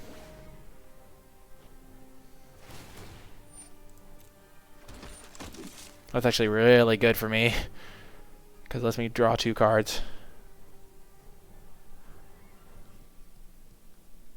Is the land pad with that draws me a card when an aura on my guy dies, is that optional? I really hope it's optional.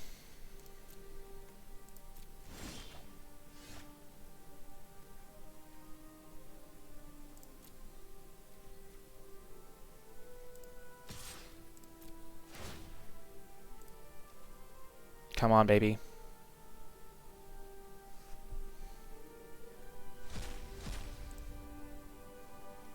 Are you kidding me?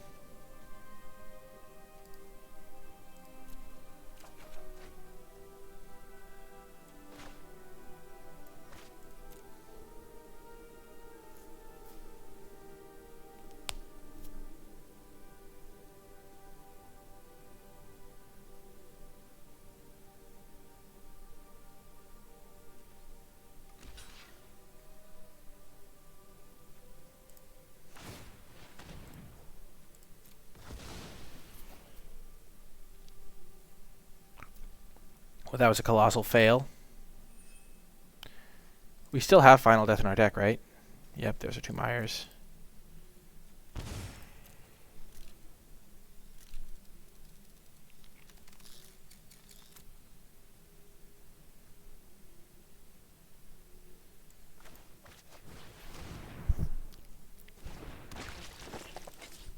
So this is going to get another 2 counters. This thing has 11 toughness, though. If I draw Final Death, I'm just going to win, because they only have 7 cards left. Come on, Final Death! Please. Please be there, buddy.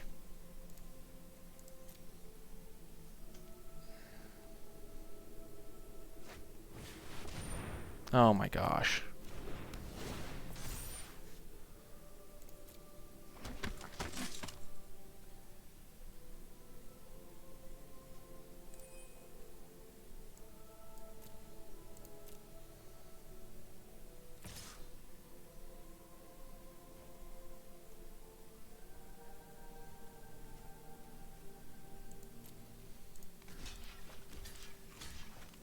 So this will save me 4 damage. This will put me to 6.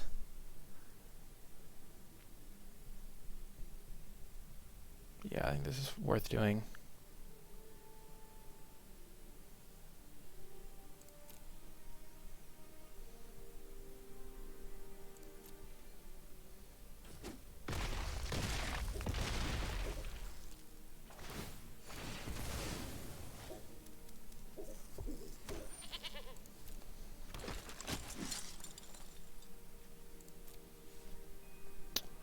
So dumb. If we had drawn a removal spell, oh my gosh, my graveyard. Ugh, that and that. Like, we knew they had that card and we were waiting for it, but we just had no response because we can't draw our Final Death. It was like whether or not we drew our Final Death before they drew that card, essentially. That guy and Lampod. We have 1 in 7 odds here of drawing our final death. We have 7, 11, 12, 13, 14. So we have 3 lands left in our deck. Okay, come on. Yes! Let's do it on the upkeep because why not?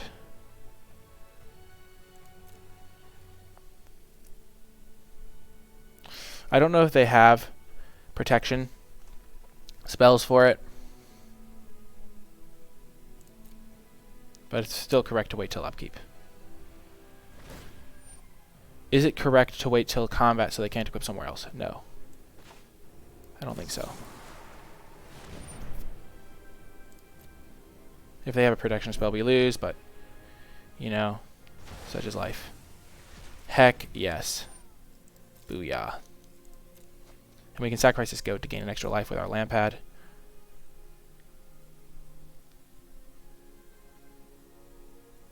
Ehrlich is one of the best players in the world.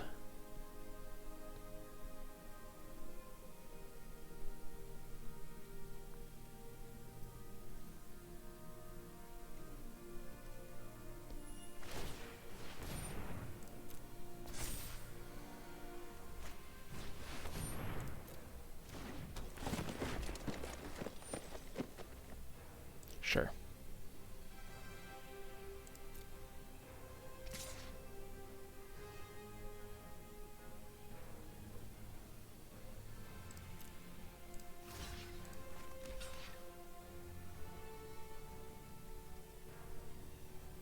Let's block here. They have 9 tokens. It's a lot of damage. If they do that, we will go to...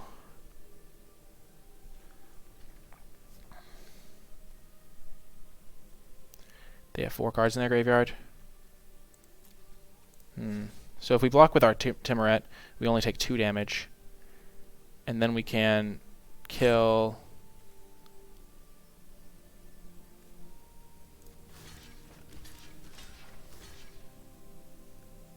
But then all their tokens can attack us with impunity. If we block with our Timuret, we only take 2 damage, but then we cannot exile the Loathsome Chimera, so we'd have to exile all the fodder and hope they can't bring it back. I think we'd have to block like this.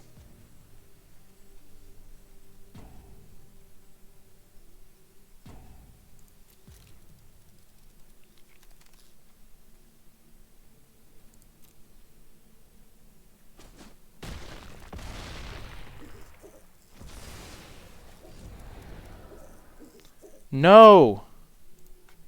No! I had full control on. Wow. Oh my gosh. It's going to let them get it back? I literally held full control so I could stop them. What the heck?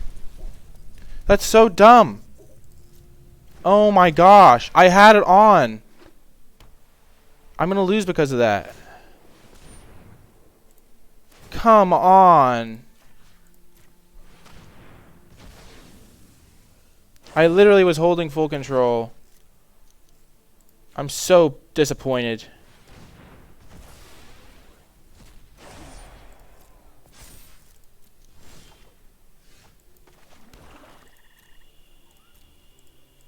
I mean, even without that, we were dead, I think. That's just like kick me while I'm down type stuff, though. Yep.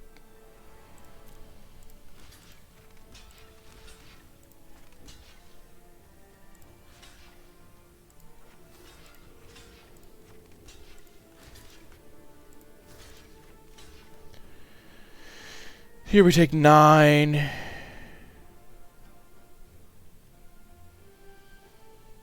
Yeah, we were dead no matter what. Even if this thing wasn't back, we would have taken 9.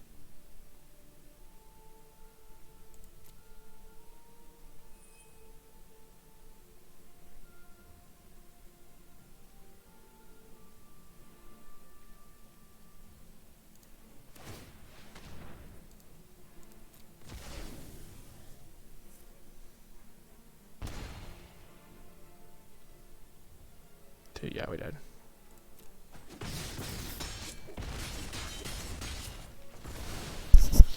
Wow.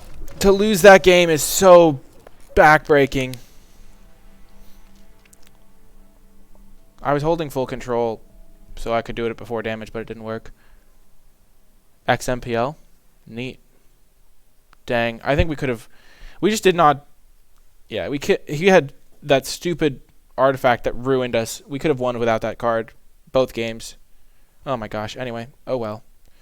Oh well. That was an absurd match, though. Wow. Let's see. Is there any changes we want to make to the deck?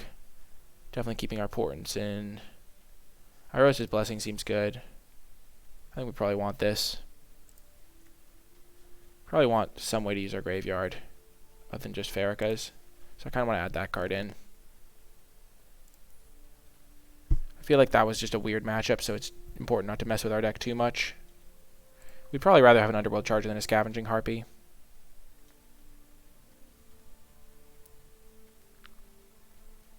And then Theros' Blessing over Scavenging Harpy.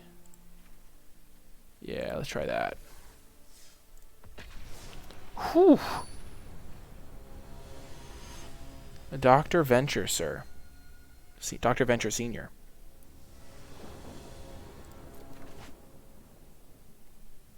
Have to mulligan that.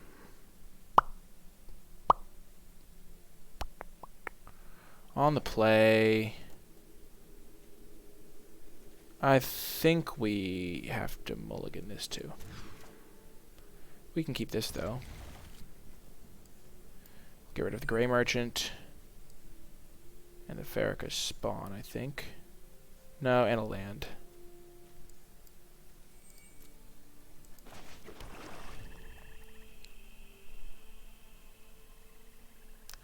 I think Mire's Grasp is actually better just because there's some cards that really care about having the auras. Like we have that one land pad in our deck that works really well with Mire's Grasp. There's a couple other cards that do the same. Let's play a Mogus guy first.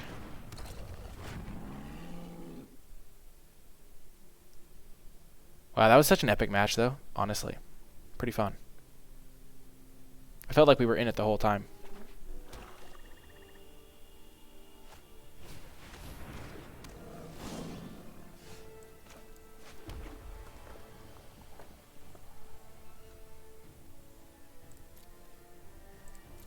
We're just not going to trade anything. We probably should have played the Cruel Celebrant, the Careless Celebrant. But I kind of don't want them to know about it so I can get some nice value out of it. Though, what value am I even thinking about? I should have totally played it. I was in a whole different realm. I was like, okay, I'll use the Farrakha Spawn to block this, but then I just didn't play my guy. Whoops. Oopsie daisy.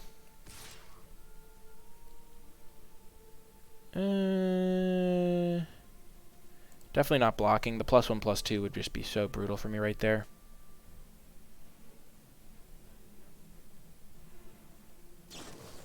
Haha! Spotted him.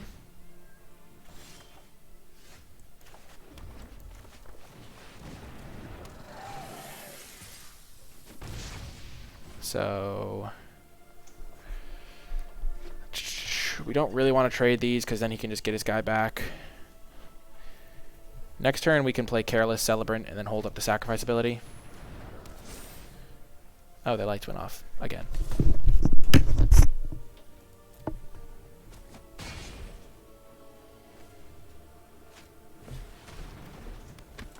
I'm really hoping I drew... Oh, I did not draw the card I was hoping for. I was hoping to have drawn Iroas's Blessing by the time I got back, but Slaughter Priest of Mogus is still going to be fantastic here.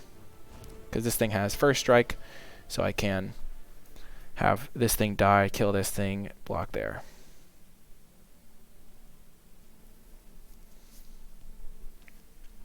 It's actually quite terrifying from a certain point of view. Sure.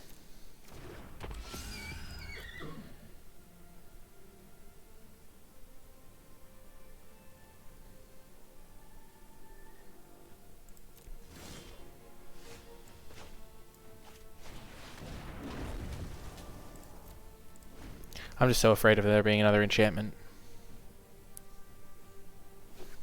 One moment. moment. I'll do that after the round.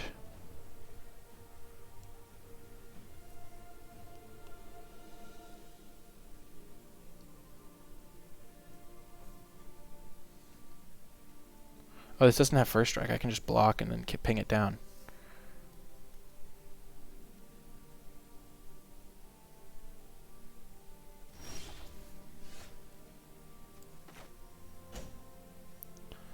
Yeah, I think it's worth just casting this, gain that life.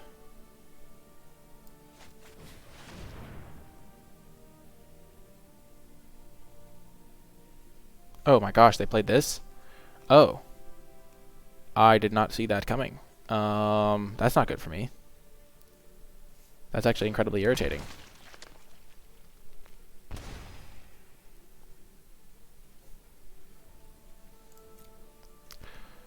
I do not have anything to fuel the Farragut spawn at the moment, but it will be good at some point.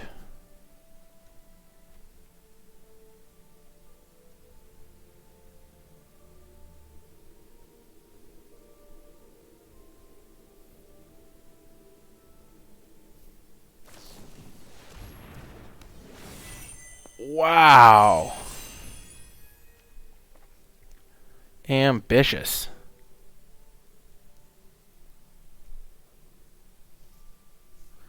I have ways to punish the graveyard, or I did. I had them. It does cause a lot of trouble. I think it is pretty solid.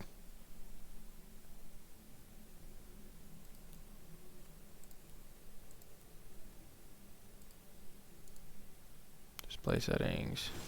I have my nighttime shift on and it's messing with me.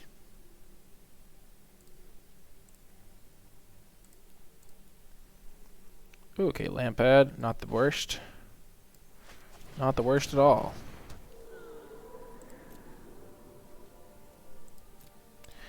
Now when I play this thing, it'll kill their Leonin.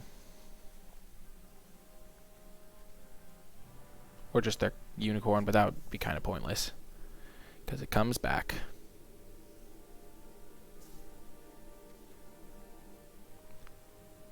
Oh my gosh, if I steal the Unicorn and sacrifice it, it comes to play under... I think that means their control. +1, +0, and indestructible until end of turn, eh?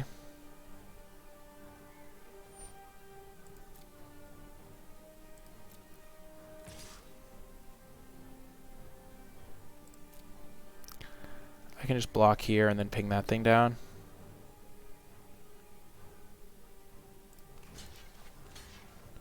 Or I could just take 6. I'm just going to take 6.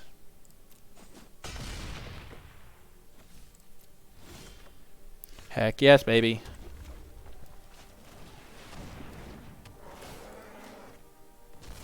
Get out of here, mate.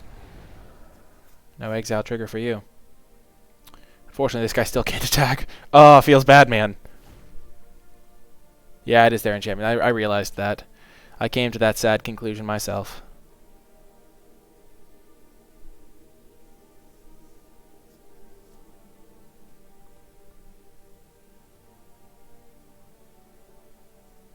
Maybe our deck just needs more tools to grind.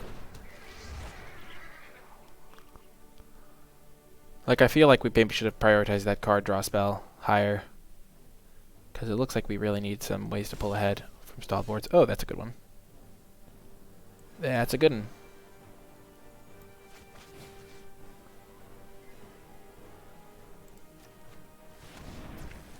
one. Do we want that off of our Tectonic Giant? Probably not.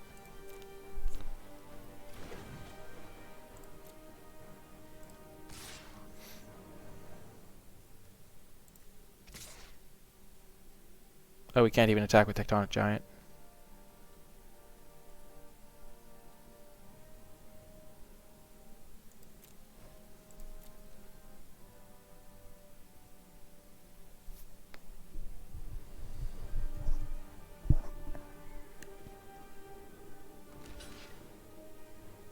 And they don't have Labyrinth up. I probably should have checked for the Labyrinth before I attacked.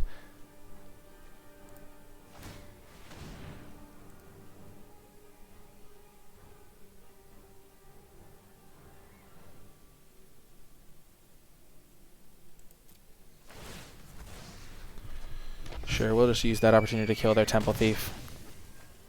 Basically for free. So we killed the Temple Thief and the enchantment that was on the Unicorn. And they do have the Sentinel's Eyes to put on the Sunmane Pegasus and own me. Oh my gosh, it's so hard. 4 toughness is so hard to punch through with my deck.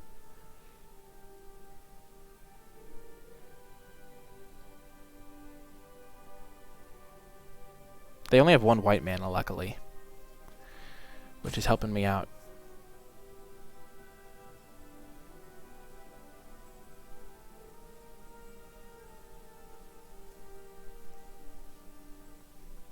If we draw another Grey Merchant... Okay. Our devotion is currently like 7. Wow, if Farrakhan Spawn dies... Oh my gosh, that's what we need to be doing. We need to just sacrifice our creature so we can get back Farrakhan Spawn and make them sack a guy. Oh, that sounds legit.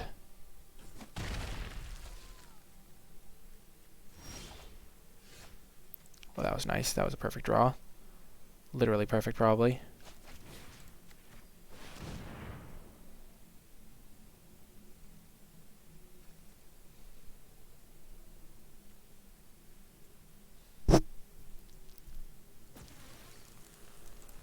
And then we'll just start sacrificing our stuff to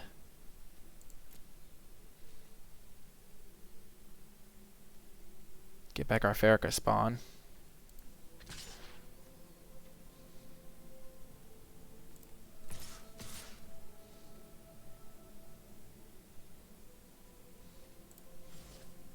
This guy's a really good defense guy. Though we have a lot of really good defense guys. Let's just... They can just use the Labyrinth.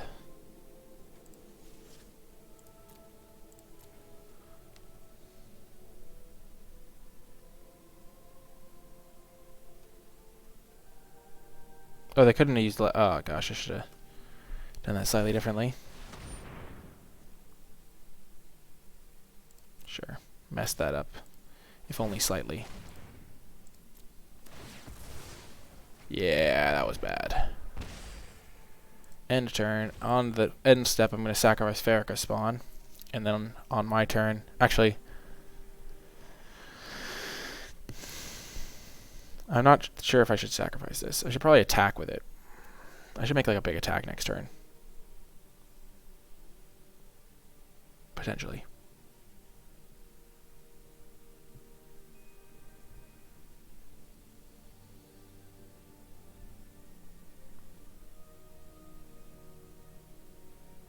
I could have them 3 lower if I had attacked with the Mogus.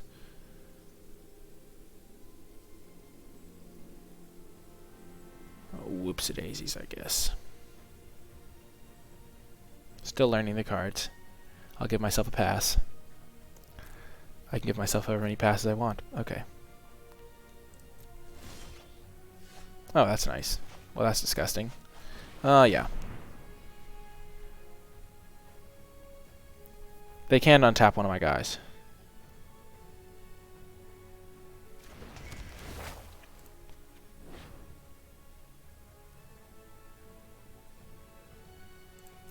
We're going to attack with everything.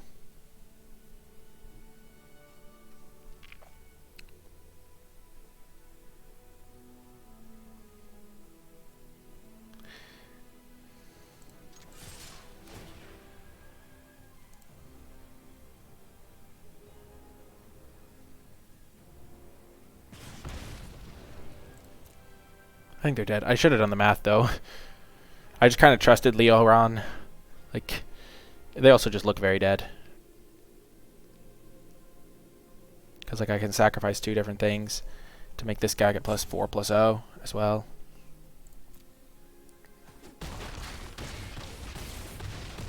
Boom! That is how we drew it up.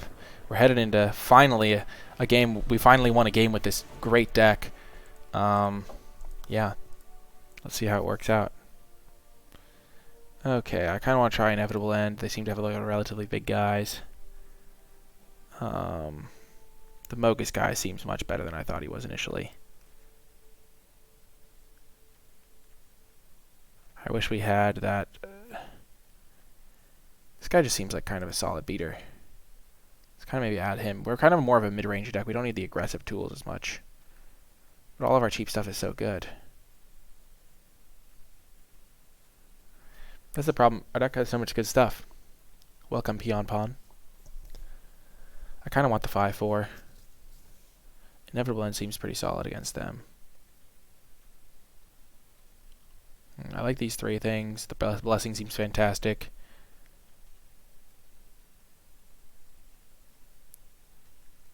Three seems a little bit weak. It does come back as a 5/5 though. Maybe I just don't want Discordant Piper. I've been kind of unhappy every time I've had it. And only 2 land pads. Let's try that. Yeah, Piper hasn't been super great.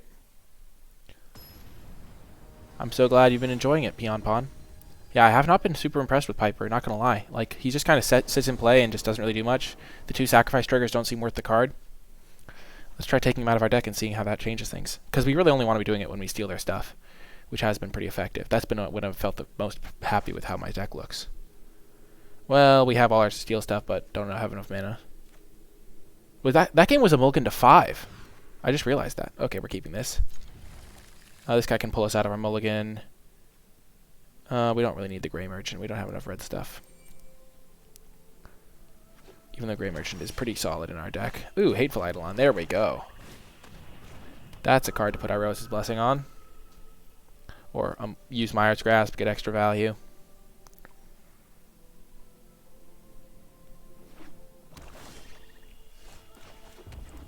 I don't think there's any flash cards that I need to worry about there. Whew.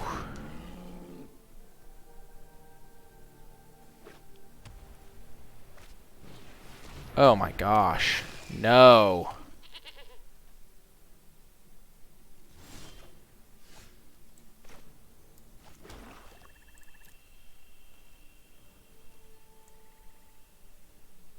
Luckily it sacrificed another creature.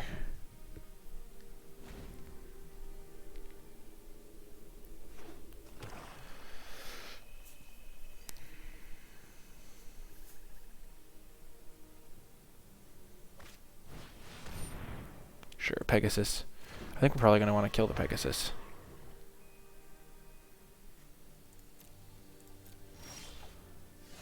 Oh, baby. We have to kill the Woe Strider with it, but that's still okay.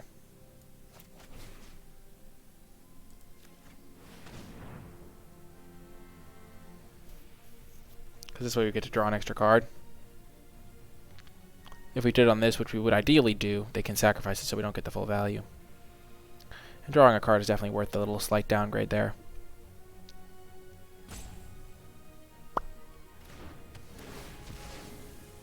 Oh yeah, that's disgusting.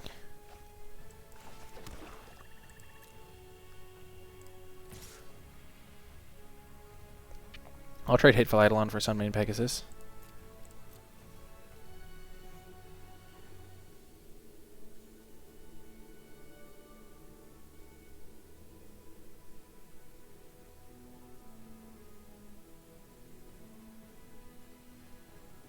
They don't know how much more stuff I have that works with Hateful Eidolon. We already got a card out of it, and now trading it for their 4-drop would be fantastic for us. Oh, the light went out.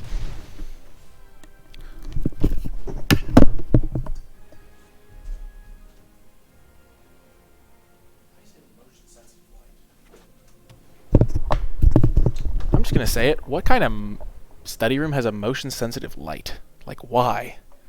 Because if someone's studying, it's just irritating as hell. Get out. It's like, oh, yep, the lights are out. Sun's out, guns out, I guess. That's right, I did go to the gym today. Oh, they played their Labyrinth. I seem to always play that when I'm not paying attention. So this thing's in their graveyard. Keep that in mind. I like how it shows you all their escape cards.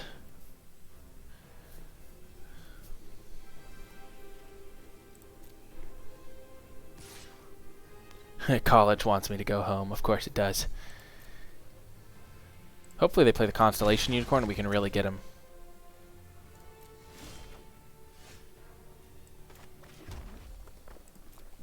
Let's just attack them.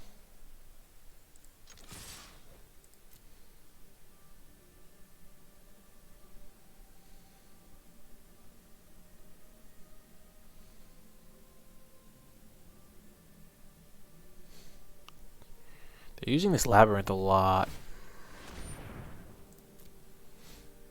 Okay. Let's play our tectonic giant now. Definitely better than getting the stuff down. And then when we get one more land, we can start portenting things.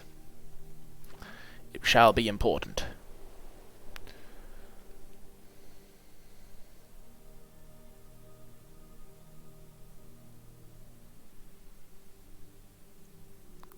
Yeah, but the motion sensor is across the room because I'm in this massive study room. It like literally has a sign on the door that says, "Be space efficient. Only do this if there's 2 or more people." Something like that. And I was like, not happening, sadly. Well, I think we're still just going to go for the most effective play, which is to blessing this. Make it into a formidable attacker, and then kill this thing. Bang! And then attack with everything. And then this guy will use the card draw mode. This is 2, 6, 7. We'll do 3. That'll make him chump. Next turn we already kind of have our play lined up. I think killing the 5/4 is really nice because then they can't block. I'm glad you're enjoying it, B. Willis. Yeah, that sounds like a terrible idea, Peon Pawn. No offense, I just don't like that idea very much. Not my cup of tea. Cup of tea, governor.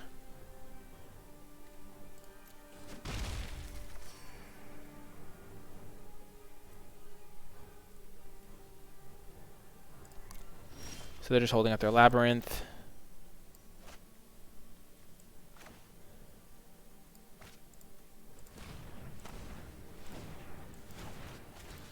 And if they kill this, I draw a card from my Hateful Eidolon.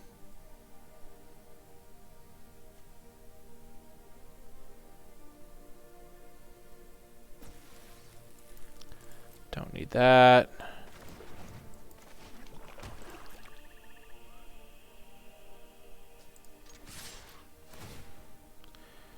So this is 4, 5, 6, 7, 8, 9. Let's just put them to 3. Oh, I think it's called Kappa, Peon Pawn. I'm studying economics, Silas asked. What a combo. So if I sacrifice this thing, that puts them to 4. No, I'm just not worth to sacrifice my baby.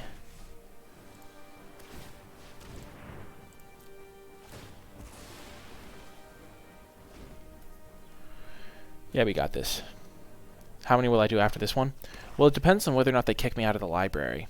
Because I think there's a certain amount of time where they like just kick me out. I'm not sure when that is, though.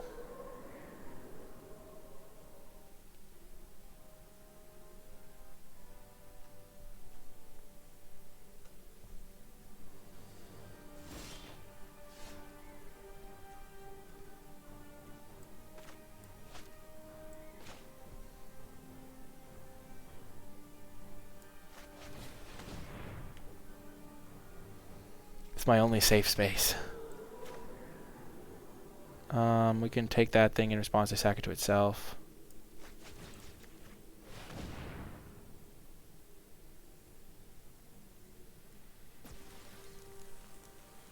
Nice. Like me a Timorate. Boom! We won a match! Let us go! Victory so sweet.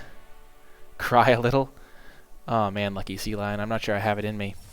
I watched this really funny show called Taskmaster on the recommendation of LSV in an episode of Limited Resources.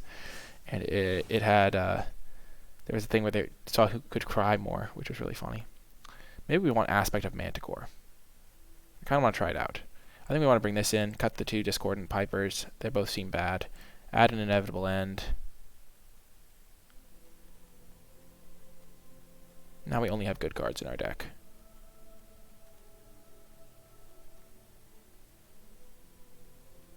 Cut a Lampad. No, we can add back the Lampad, maybe.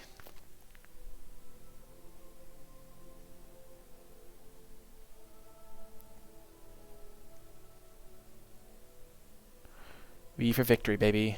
Brawl games lost 5 in a row before your worst win. If I end up arguing with sideboard, don't cut the stream off. Gosh.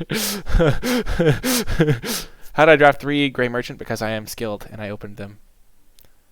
All I'm going to say, pretty much. That's pretty much all there was to it. Let's try that card out. Over the 3rd Lampad. I want to try it out. I want to test. I think the Satyr is much worse than I thought it was initially. That is my hot take at the moment. Maybe I should just be playing a black card, like the 5-mana 5/4, because it works with Grey Merchants. Oh no, I didn't open one in every single pack. I got past multiple in a row. Okie doke, we would like to play first. This is an okay hand, we'll keep it. We do need a black mana, but we have 10 swamps. Yeah, it was a nice little situation. 3 merchants is pretty solid, I'd say. Ah, perfect. Just what I was looking for. Another mountain. Hello, Vic City. Right on cue. The Underworld Charger's in the house. And if we put the Rose's Blessing on it, it becomes even scarier.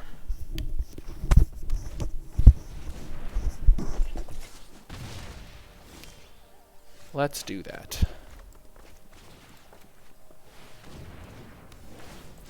The coast is clear. I like having this as a 4/4. Makes my other stuff better. They gave me the preview account Beyond Pawn. Ah, Satyr's Cunning. Not a card I think is very good.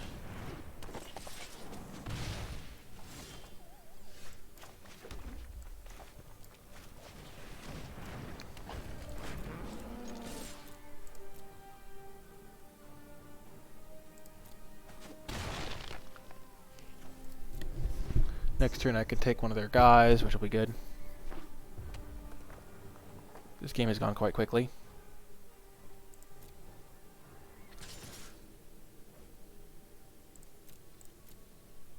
No blocks. Ah, perfect.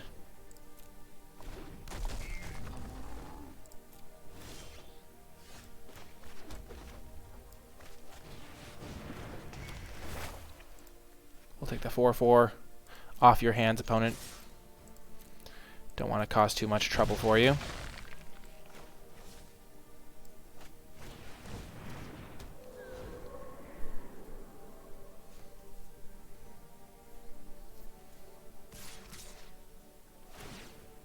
Yep. Cannot block. We will block there. If they have a combat trick, so be it. We're okay with that. If they spend the 3-mana aspect, they're just dead. Nice. Thank you, Peon Pawn. Every game longer than 10 minutes. I think that's just the matchups we've played.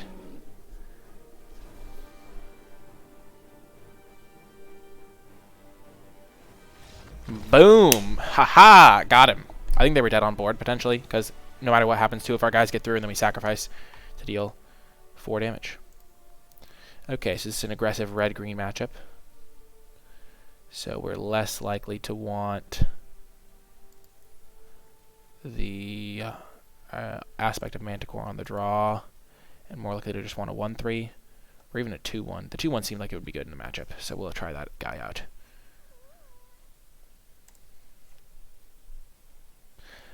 It seems like it has a lot of slow elements, but that might have been because I misconstructed my deck. Because my deck, the first game Trevor was a kind of an abomination because my opponent had an artifact that gave all of their creatures lifelink, so they would be at obscene life totals, which meant I could never attack them, which didn't seem regular. Like if they hadn't had that card, I would have won both games because I would have just killed them with my Grey Merchant aggro stuff.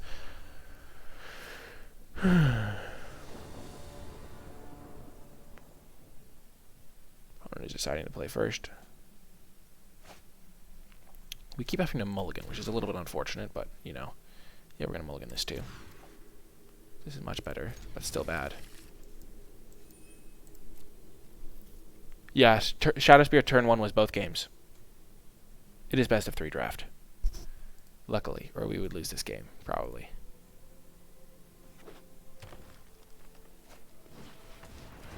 Ah, I have no flyers. Chainweb Arachneer is useless. Haha. Not really. It's still good. It's still irritating. I kind of just want to scoop this game and go to the next one. Oh my god. Really? That's dumb. Well, we'll get to see how this plays out. They definitely didn't have multiple Shadowspear Silasat because they had 7 cards in their deck in the second game and they didn't have one, so I highly doubt they had multiples.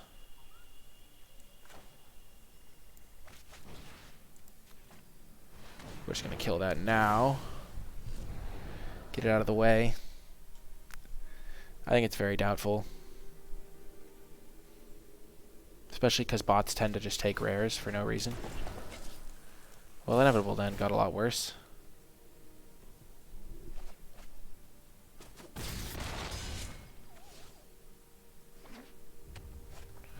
That went about as badly as it possibly could have. Ha ha! That's what I'm talking about. Boom! Ha ha! Escape, escape. Escape that.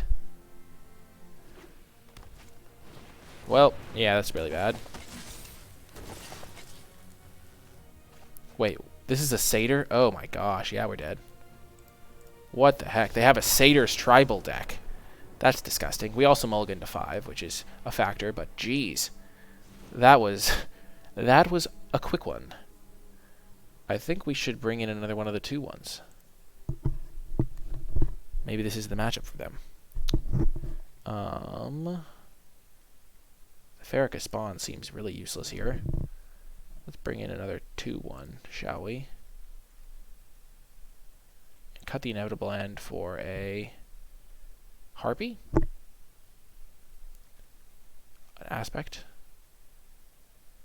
Soul Guide Lantern. Let's do the Harpy. They have a decent number of escape cards.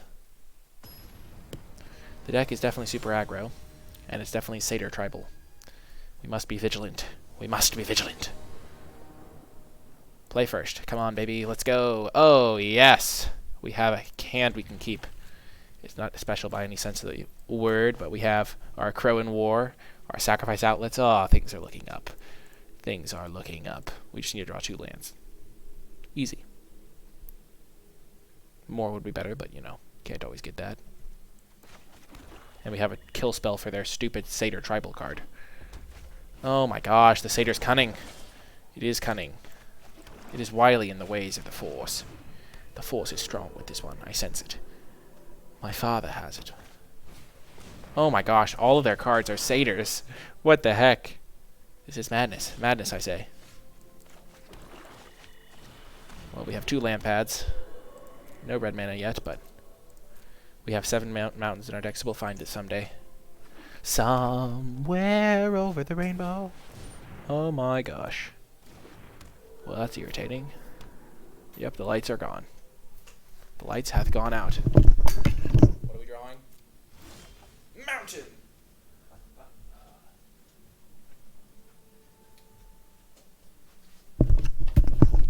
It's almost funnier that the lights keep turning off, like, hilariously so.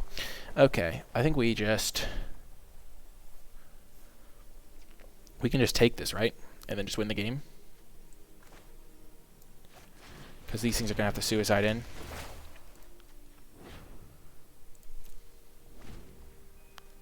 Yeah, I forgot. Like, when this second one triggers, they're going to have to attack in their guys. Aw, thanks, Peon Pond. See how long it takes. Yeah, that'd be fun.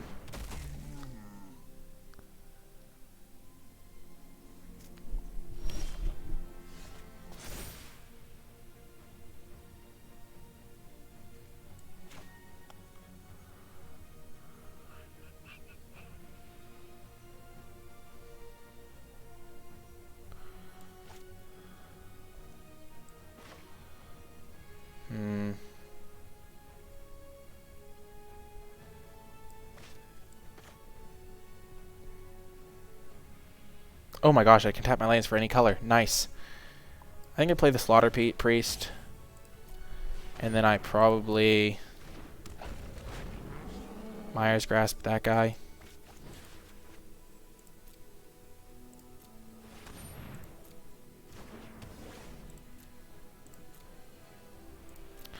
No attacks. I'm ready for you, opponent.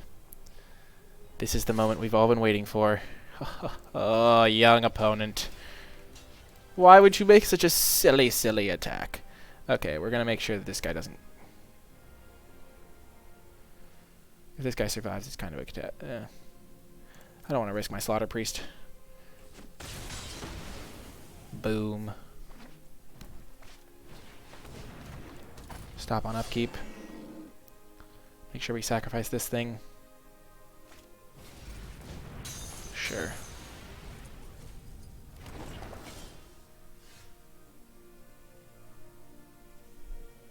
What's the button for full control? Hold full control. Shift and control. That's what it is. No wonder it wasn't working earlier.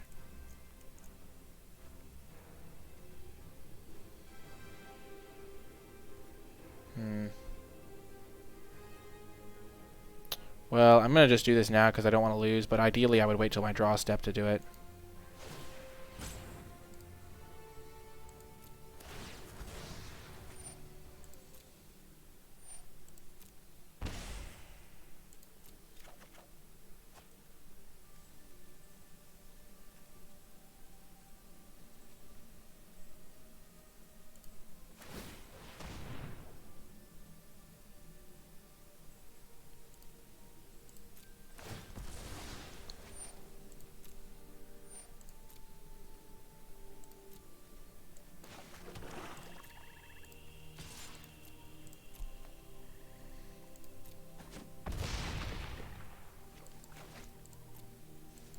Okay.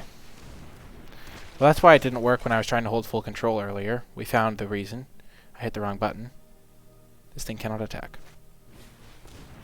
We can seal it and attack with it.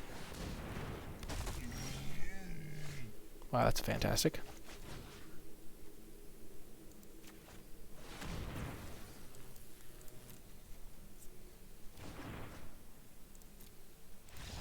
Boom! We got the victory in Game 3. Heck yes. That's fantastic. Fantastic stuff. Absolutely marvelous. We are up to 2 wins. I think we're going to give this deck one more round because the matches are pretty grindy, and I do want to try out some other decks before I potentially get kicked out. So I think this is going to be our last round with this deck. Do we want Aspect or something else? Let's try keeping Aspect in to get more experience with it. But we'll do one more round. This is our final round with this deck, and then we'll probably do like a sealed to help people get ready for sealed. Actually, we might do another draft. Oh, we are against Reed Duke. Oh yes, I'm glad we did this round. We're gonna have to give him the old hello. Oh my gosh, we're gonna keep this on the draw with the Hateful Eidolon into Myers Grasp combo. It's got to be a keep. Reed Duke is a very famous Magic player. He's one of my favorite pros. He's in the Hall of Fame. Last time I played him, he beat me in a very close match. Oh, he mulliganed. This is perfect. Oh, yes. Oh, we hit the land. Oh, we hit the land! We're going to beat him! Oh, we're going to beat Reed Duke. Vengeance shall be mine. Oh, yes.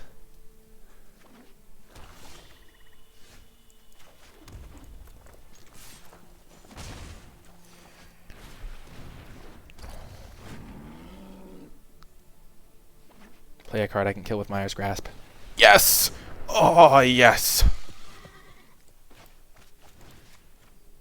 Boom! Ha! Ah, we did it!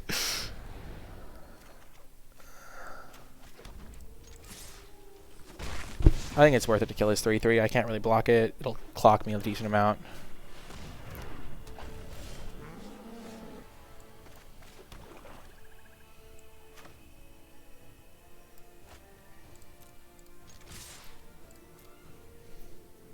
Let's just attack him with both.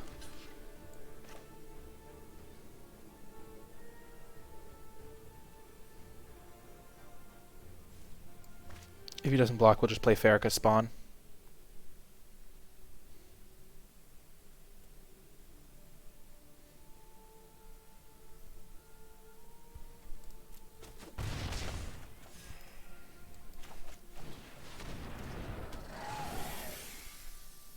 Then Gray Merchant will drain him for 5.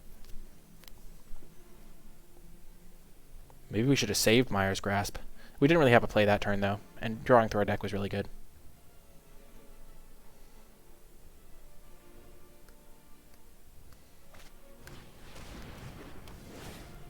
No!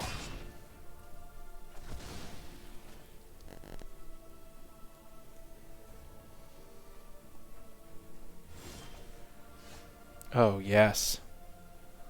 Black doesn't have any combat tricks, so we can just attack in here.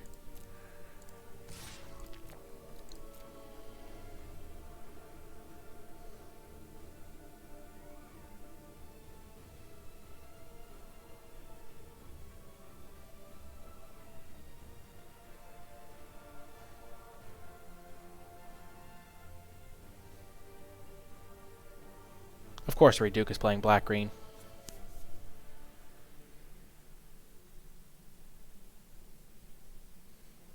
I think we just Crow and War this turn. Oh, he's blocking finally.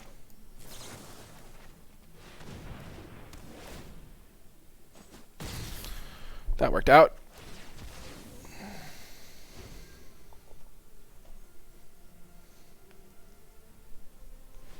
We'll Crow and War whatever he plays this turn. Mire Triton, sure.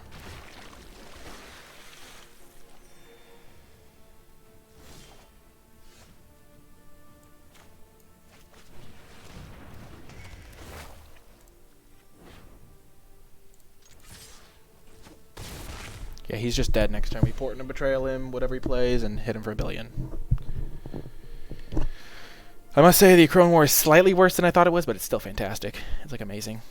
Okay, let's look at his deck. Yes, this fight spell, he's got a Timuret. His deck looks good. He's going to struggle against double Gray Merchant, I think, though. He's not going to finish the game very fast.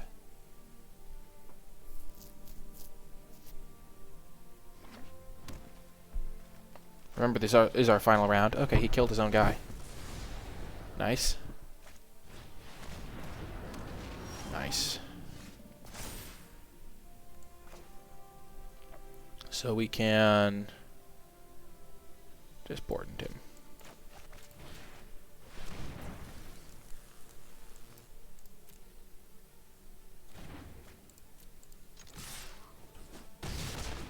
We don't want any 1 toughness creatures because he has Mogis' favor in his deck. That'll be good to know. Boom.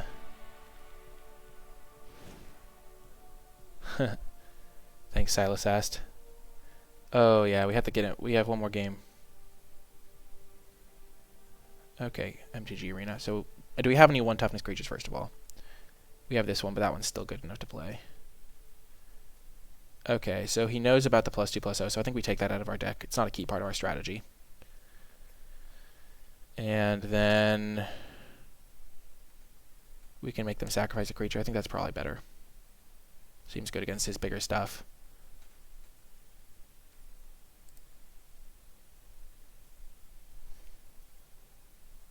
Lantern? Oh, Lantern would have been a good idea. Well, I'm not even sure. Lantern does... We only saw 1 escape card. No, we saw 2 because he has the Typhon. Yeah, Lantern probably would have been good. We have Timuret, though. That'll help. Ugh, gosh.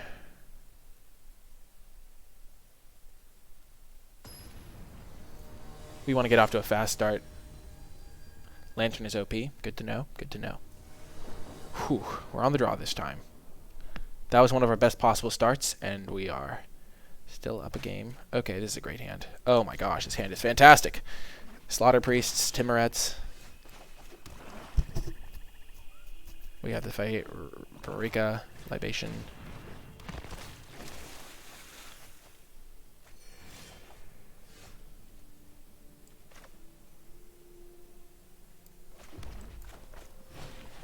Let's just start with that.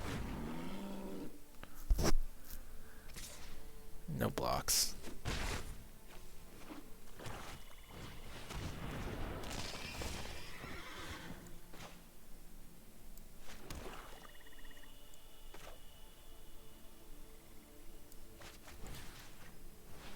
And then next turn we can play Timuret maybe. And start exiling his escape cards.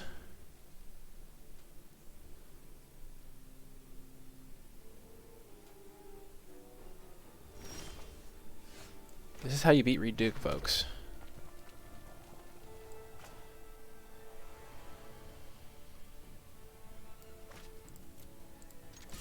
Let's just trade with this so that our Pyrrhica's Libation actually does good work. Then we're going to get Timuret down. It lets us start killing his graveyard pretty effectively on these future turns. Okay, Slaughter Priest coming down.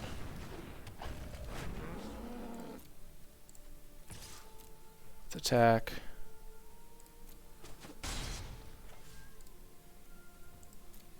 End of the turn. Yeah, Reed Duke match. Okay, let's see what he mills. We'll just mill his escape cards if he hits any.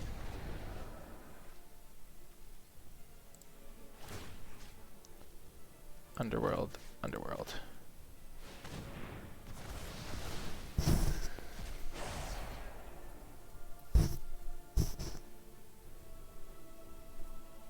That was pretty silly, what we just did. Grey Merchant's going to be great.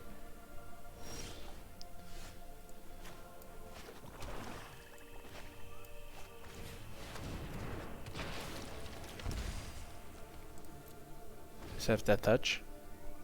I think we're going to steal the Venomous Hierophant.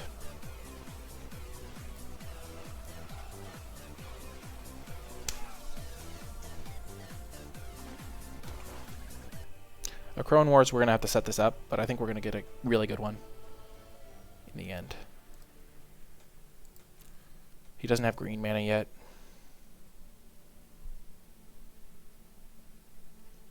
Reed Duke is like one of my favorite players. This is amazing. Okay. I think we just press our advantage.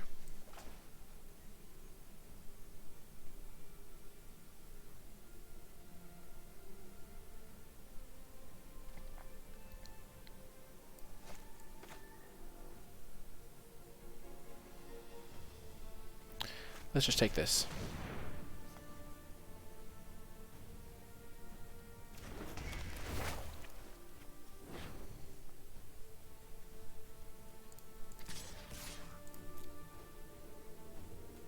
He probably has the final death. And he might want to kill the Slaughter Priest with it.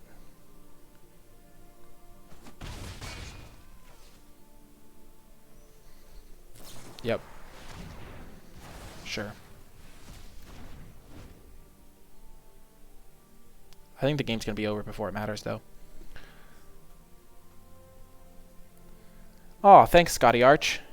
This is really a privilege to play against Reed Duke. He's one of my favorites.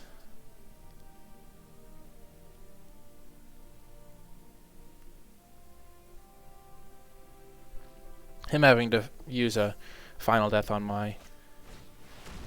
Oh, that's unfortunate.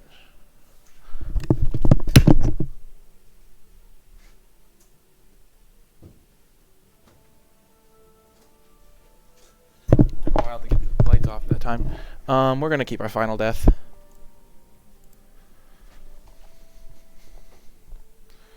We can final death this thing. Hit him for 1,000,000. He does not have to attack yet.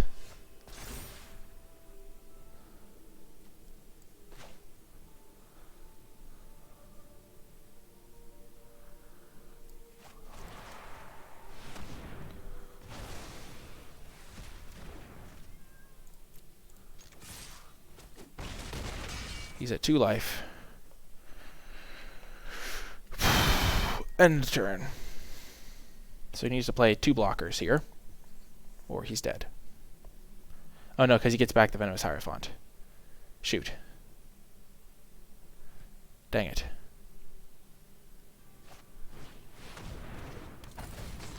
Rats. Oh, we just got there. I can imagine what Reed Duke is saying right now. He's going, oh.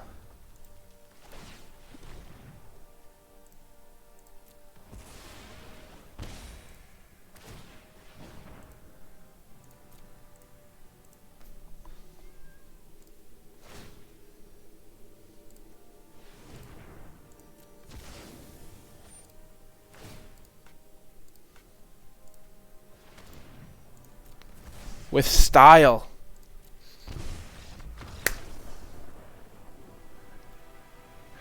Oh yeah, that was like the greatest start possible.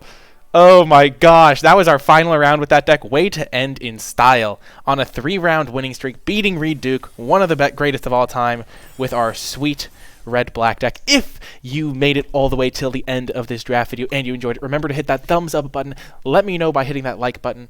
Subscribe to the channel, and in the comment section down below, leave a hashtag Reed Duke victory, because we beat Reed Duke. Actually, that kind of implies that Reed Duke won, but maybe, I don't want to say beating Reed Duke, because that's a kind of... Yeah, just Reed Duke victory, because it was a victory for everybody. We played Reed Duke, we beat him, it was amazing, and yeah, that is going to do it for this draft video. This was our deck for anyone curious. Be sure to subscribe to the channel to get more of my content. You can check out all of the action live at twitch.tv/NicolaiBolas, but that is going to do it for this draft. I hope you enjoyed it, and I will talk to you next time.